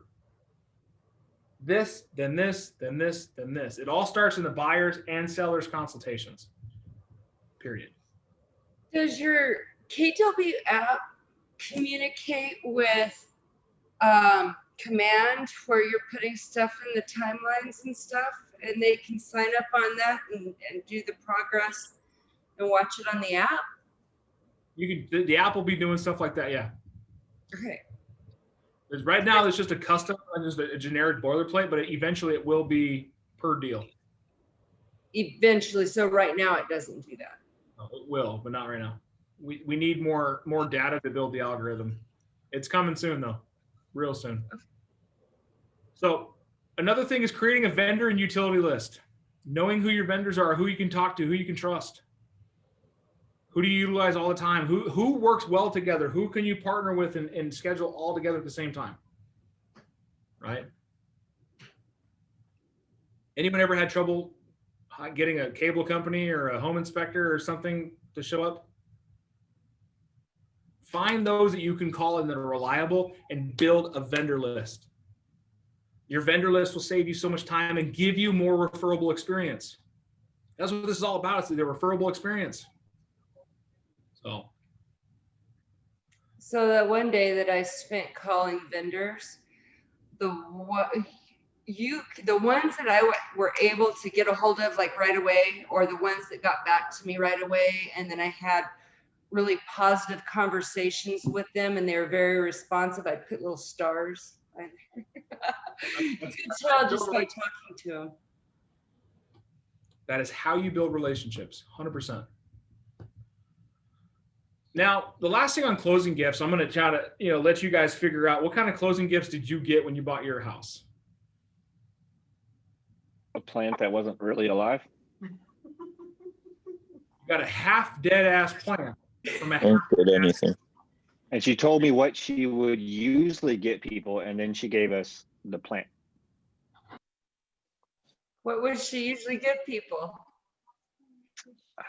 Like a really decorative one, like a pot, like a full size like tree, because she liked to grow stuff. She knew I like to grow stuff too. And then she gave us that. You can tell she got it at Fry's, and it was in the discounted section. Oh. You know? You would have got something really cool, but sorry, I just got you this. I never got anything. I don't do closing gifts. Why? I just don't. I never have.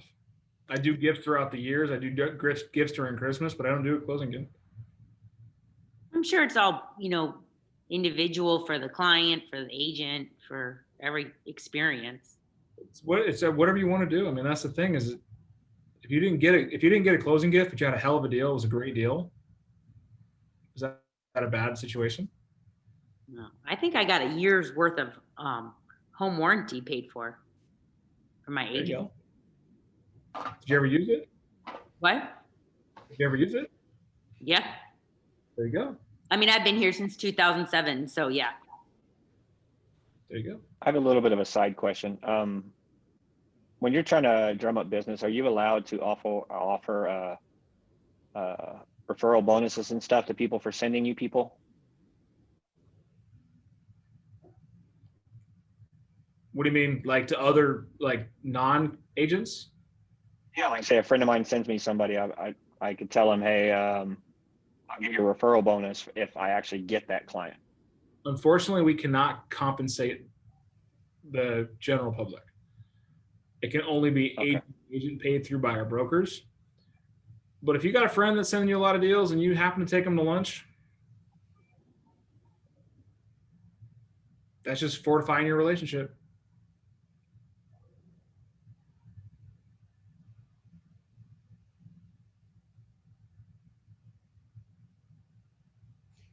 I want to get one of those big cardboard keys for picture Alpha purposes. Graphics makes them. Alpha Graphics, Graphic Impact.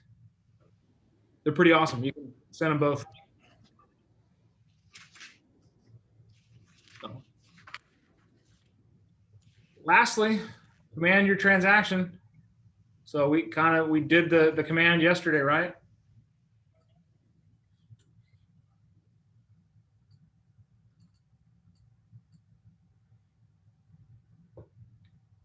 Load your deals in.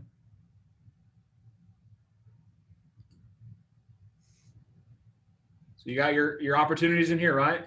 Go to cultivate. Got the one from yesterday. Did I already delete that? Nope, test. So as you saw us yesterday, how you moved it along, right?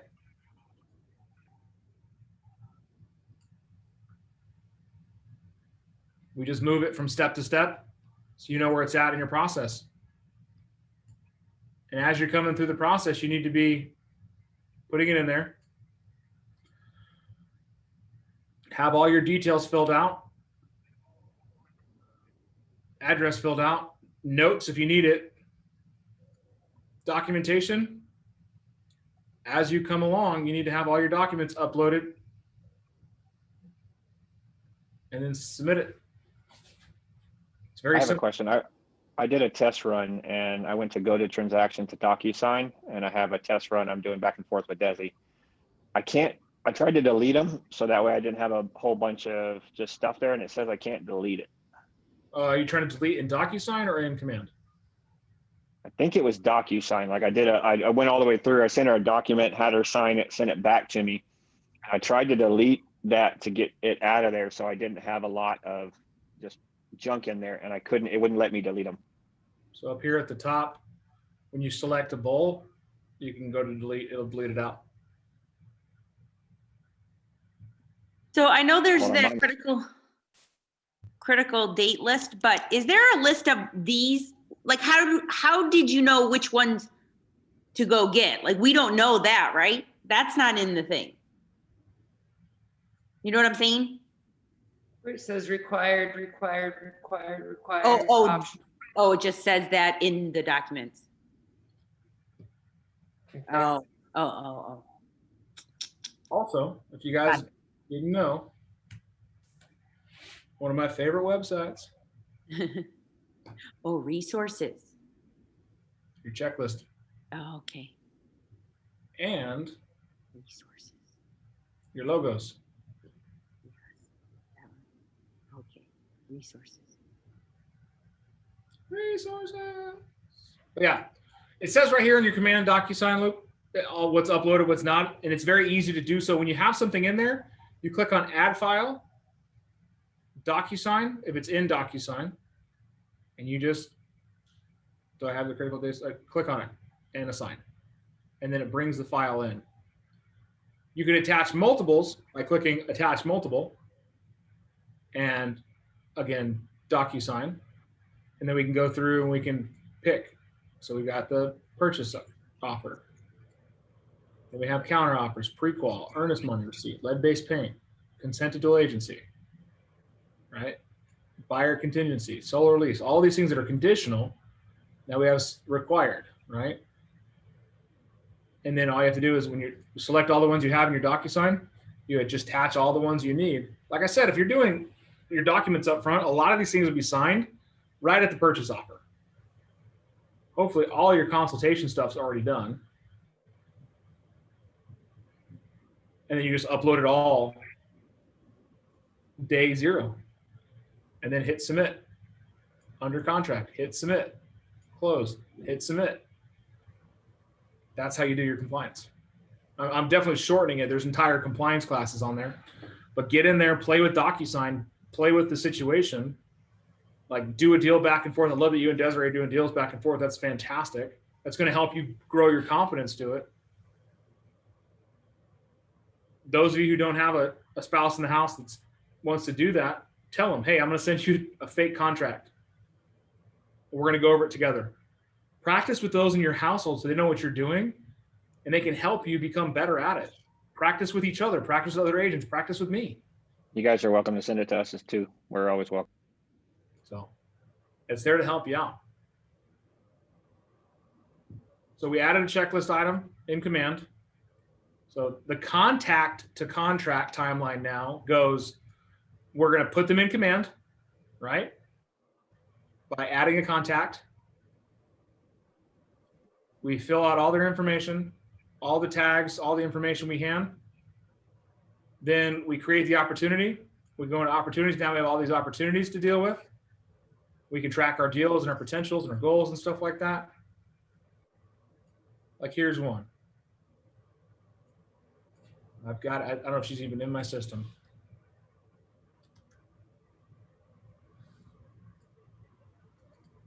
Kylie V just literally texted me when we were on this call.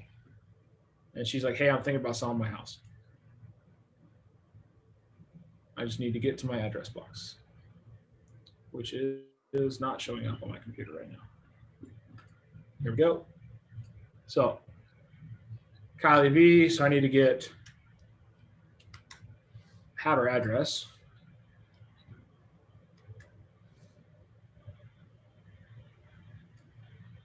Estimated list price is probably going to be $280,000. Commission rate, it's going to be 3% for me. She wants to do it probably in March. Cultivating right here, right?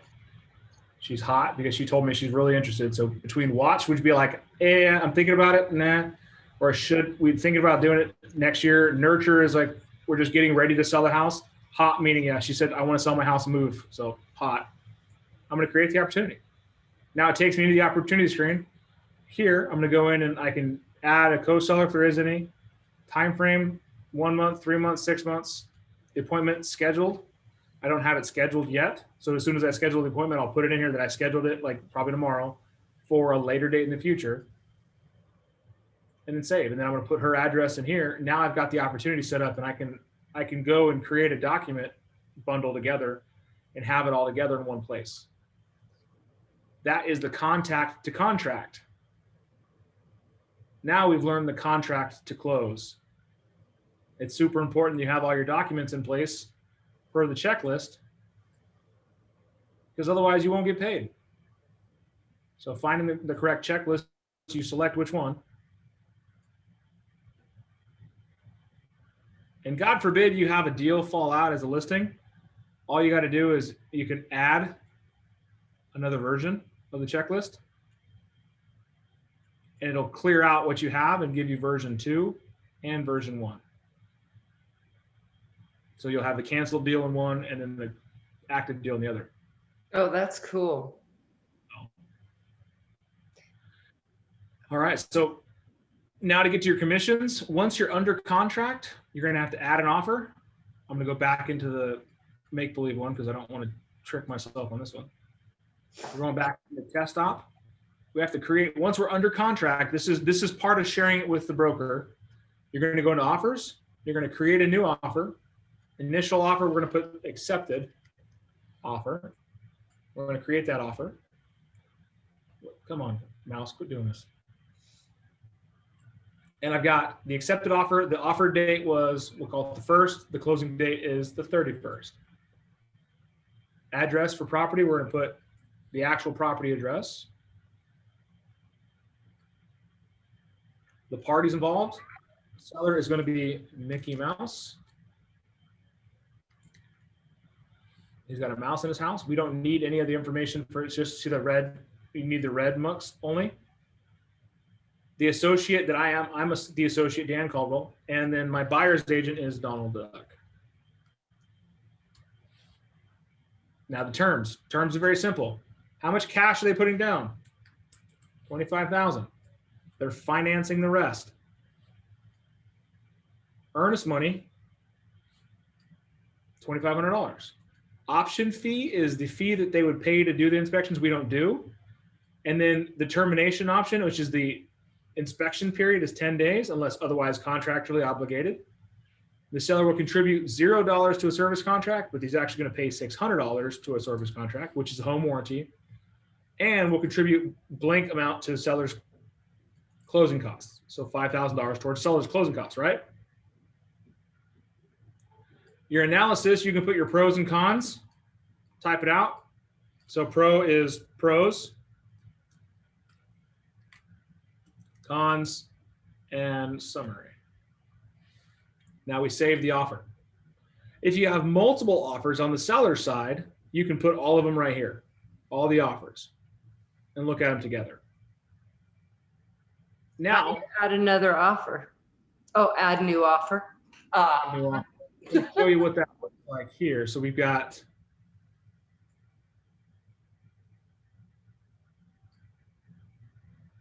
I had 11 offers on this property. That's what it looks like. And what you can do is then you can actually compare, select all, and you can compare the offers, and it puts them all together with your summary, your pros, your cons, pre-qualified, pre-approved, whatnot. You can have all of that information. That way And that's what you would show your client, right? You can email it directly to them. So you guys play with that as well. So we'll go back into the buyer side of it, which just allows us to put in the offer that we have, right? This is the offer we're putting a house in. We're going to accept that offer because now we're good. And you'll notice the commissions tab pops up. You'll now click on the commissions tab, pretty much auto-fills itself, and then hit submit. And that is your commissions instructions. And you'll see what the agent gets paid, all that stuff. Pretty cool. So I keep hearing about a green sheet. Is this it? Yeah, the green sheets are in dot loop. I would like you, Letha, and I know it's a pain in the ass, move all of your deals into command. If you have any of them in dot loop. Okay. No. So this is your green sheet. This is. Yeah, but you once you get your house under contract, like the buyer you're going to go meet, you're going to put them under contract. You would do that offer thing, fill out the offer, accept it, and it would open up the commissions tab where you can get your commissions instructions built.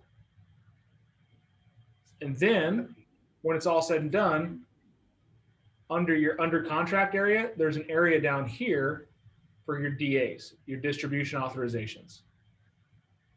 You'll hear the term commission instructions, DAs, which is distribution authorizations, or green sheets, all interchangeably. Title will ask for your DA. The MCA department will ask you for your green sheet. Some agents will ask you for your commission instructions. So knowing that they're all the same thing helps you out. Groovy, any questions on that? You got some more things to go play with now? Oh yeah, it's pretty cool stuff. I mean, once you're working through the system and knowing how to volley through all this, I'm gonna go into details. I gotta archive this deal somehow. All right, I'll figure it out. I think I have to back it all the way out. But. So the consumer guide we talk about on your mobile app, the consumer guide is in Command as well. So if you go down here at the bottom under consumer of your applets in Command, we're going to go to Guide Builder. Guide Builder takes you into the buyer's and seller's guide, tells you the steps and how many clients I have looking at them. Buyer's guide, and you can click on each step, starting your search. It tells them, and then you can click on it. So when you guys are in your mobile app, go to the guides and check them out, and then show your clients about this stuff. And you can change the picture, you can change the card, you can change the subtitle, the work text, all of it. Getting pre-approved. The importance of getting pre-approved. You can put, you know, preview smart workspace and all this stuff, and configure it all and change it. Touring homes. What needs to happen? Get your picture of you with some clients. I think that's one of the things that I think would be really neat is if you had your own picture of you showing a house like that. So, home inspections, you with a home inspector, change the picture, fully customize it, make it look amazing, right?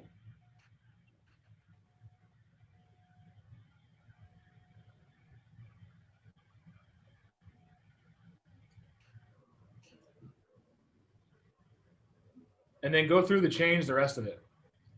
Now you can do the same thing on your buyers and sellers. Getting the home ready. I changed that one because I like the highlighter. It was cool.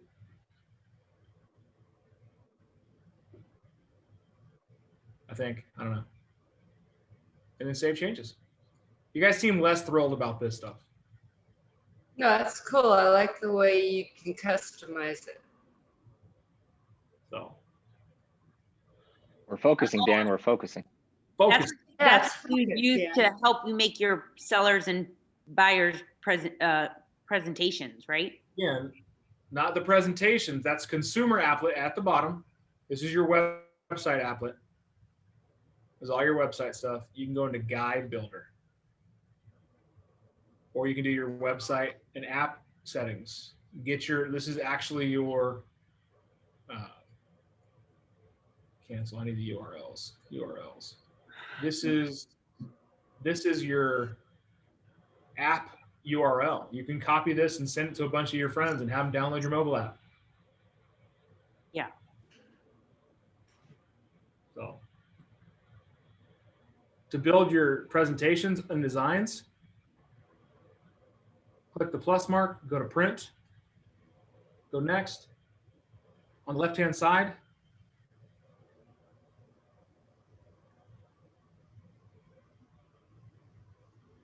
listings. So you got your listing presentation, the different types. Okay. Buyer. So you got buyer presentations, the different types.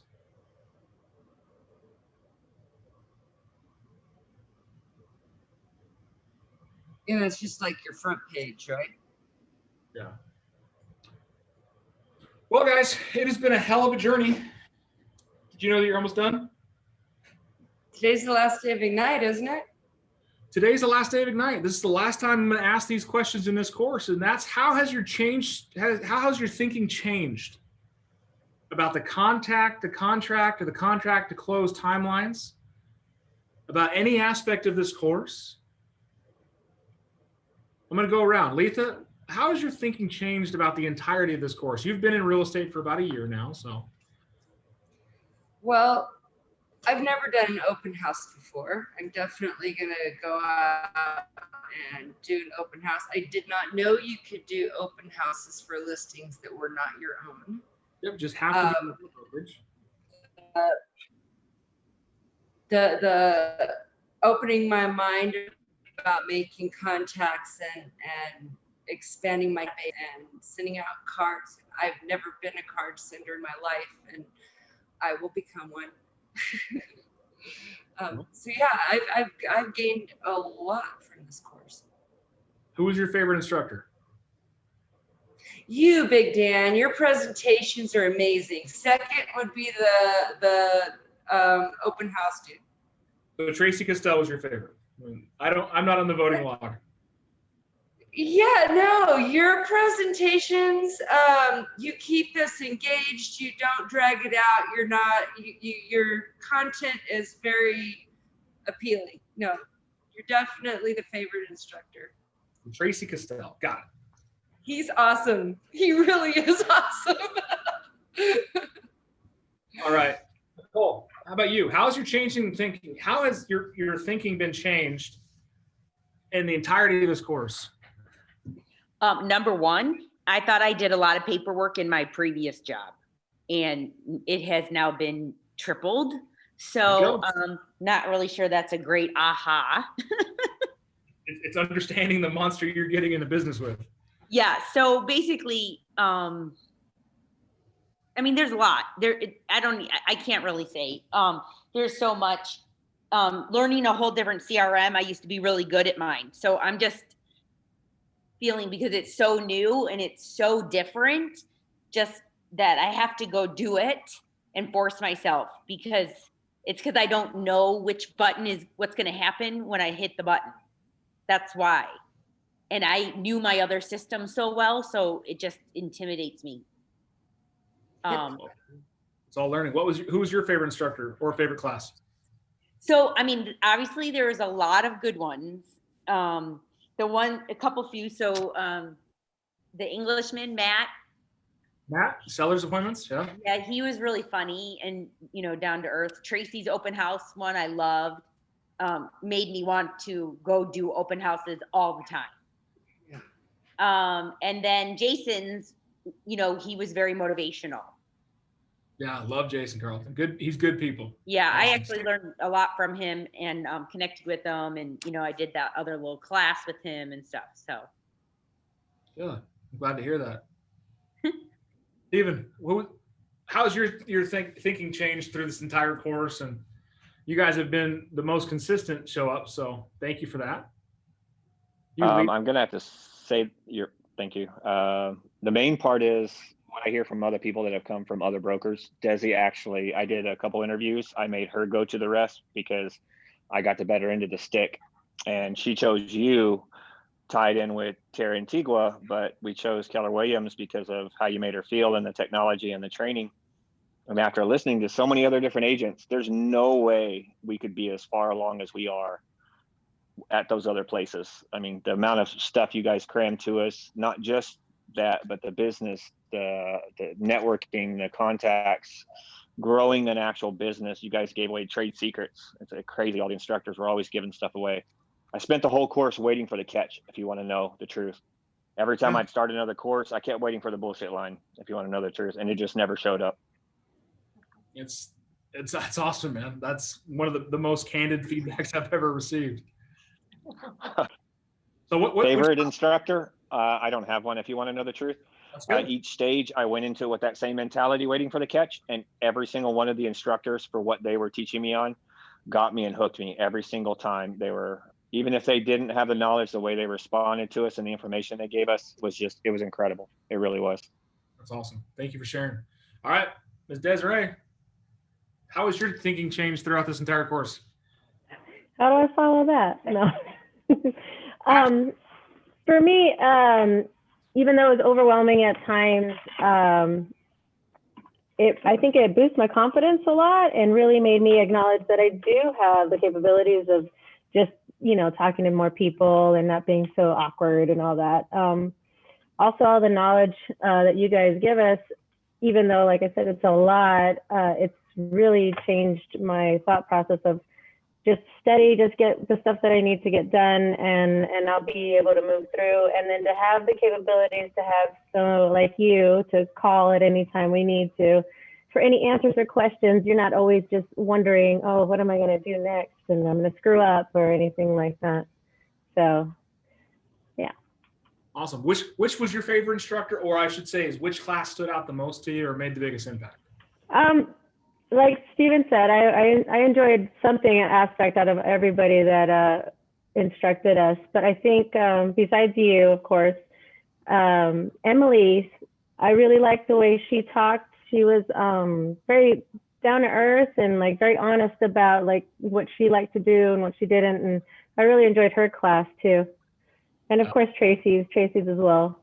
Awesome. Emily's one of our new instructors too in the last couple of years, but she's only done it 4 times now, but she brings an energy unlike anyone else's. I love it. Yeah. Miss Hanson, this is your second go round of Ignite. How is your thinking changed since the first time as well as overall? Well, the first time, I was a pre-licensee. And so I was like, oh yeah, there's a lot to learn, but I wasn't doing any of the stuff yet because I didn't have my license. And now it's like, oh yeah, no, I actually have to do this stuff. I've been a stay-at-home mom for a long time, so it's a shift of mindset, and it's been a few years since I did any volunteer stuff too. So, and I've gotten a bit lazy, but especially with a teenager, I'm like, the older she got, the less I had to do. Yeah. Put her to work. Yep.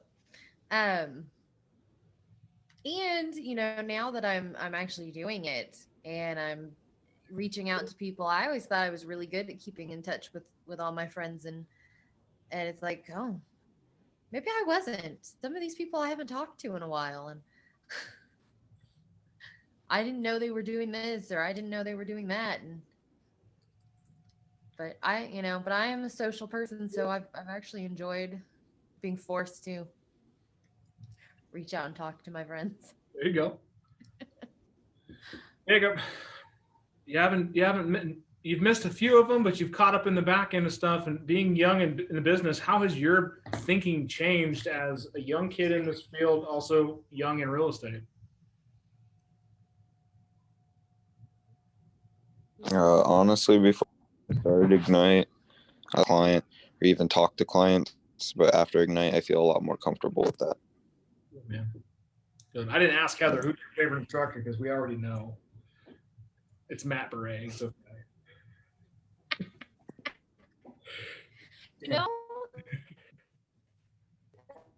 Maybe. It's Tracy? He's British. Tracy? Even though Matt's British, it's Tracy. I'm gonna have to do a lot of open houses, which I do have one Sunday. That's but awesome. My one for tomorrow got canceled because they went under contract. Happens. We got to get them quickly. I do open houses during the week. Do them at night if you can. 4 to 6:30 is a good time to do them. So, how about you, Jacob? What was your favorite class instructor? What stood out to you most? Tracy's or Matt's. It's like I like both of them a lot. The same. Good, man. Yeah, there are a lot of good energy, guys. That's all we got. That's it. I mean, this is not where your career starts. Your career started months ago when you decided to get into real estate. When you decided to take the class, pass it, do all the BS, find a brokerage, hang your license, start calling people. This is where your career can really launch, though. It's what you do with the time that you set aside every day now to go to class. You have that extra couple of hours in the morning every day that you have gotten a habit of being at and tuning into every day. I would challenge you to take that time and leave it on your calendar, block it out so that you can do your lead generation every morning. Between 9 a.m. and 11 a.m. every morning, you sit down You call people, you make contacts, you make relationships, you build a pipeline that will feed your real estate business forever. Everything we do is by aspect to it. He's got a really big dog. Really big dog. This is where we're going to take all the knowledge that you've learned and everything you've done in your workbooks. If you haven't filled them out, go back and fill them in. Because that's going to be your playbook for years to come. Keep adding to it. Make different sleeves and different folders and add different value to them. More scripts, more activities, more logs and stuff. Utilize this to help build your career. But I'm going to ask you, please don't die in the classroom. What I mean by that is don't just show up to a class, get all the information, and put the bookcase away. Put the notebook on the bookshelf. Don't have a smart desk or a smart bookcase or a smart notebook. I want you to take that stuff you've learned and apply it to your business. Apply it to your life. Apply it to your career so that you can build the absolute best business possible and have a life by design. My challenge to you is to not give up on your dream. Don't give up on your goals and commit to yourself of doing your 10, 10, 10, 10, right? And what are those 10? 10 contacts a day in your database. 10 people in your database contacted every day. 10 note cards and 10 properties per week. You want to build a massive referral business? That's how you do it. 10 a day. Once you get to 10 a day, comfortably, go to 20. And then soon you'll have too much business and you'll need to hire some assistants or your kids. That's a good problem. Damn good Candy. problem. They get paid by candy. Yeah, put a label on this, stick this, close that, fold this. I did it. Mine is too old to bribe with candy. She requires actual cash. It's a discounted rate. Yeah, but you can get her food. I'm contractually obligated to buy her food. But awesome, guys. It's Yeah, 11:12. You got a ton of time left in your morning. I appreciate you all. Don't forget that you have the contacts that you need here. All the instructors that taught Ignite are here to help you and build your businesses as well. Come to our coaching calls every Monday and Thursday.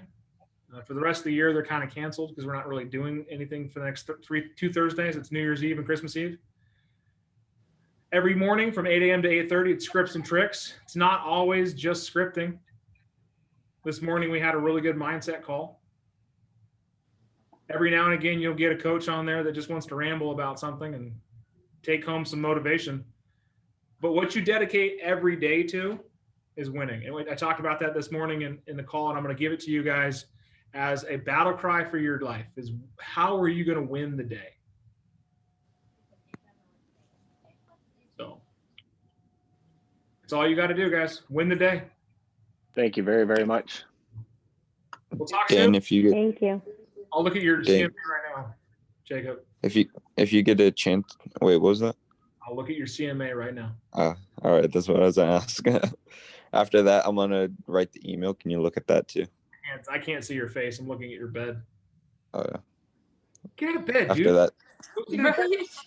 Lazy. I was out of bed for like But good you're 2 back in it. hours earlier. You're back in it, which nullifies everything. It doesn't know. Got to get to Right work. after this call, I'm getting back up out of bed, so Get up, get to work. I have to go a little on to this morning, Tokyo. You have to get out of bed. All right, guys. We'll talk. I'm dressed and everything. I'm just sitting here.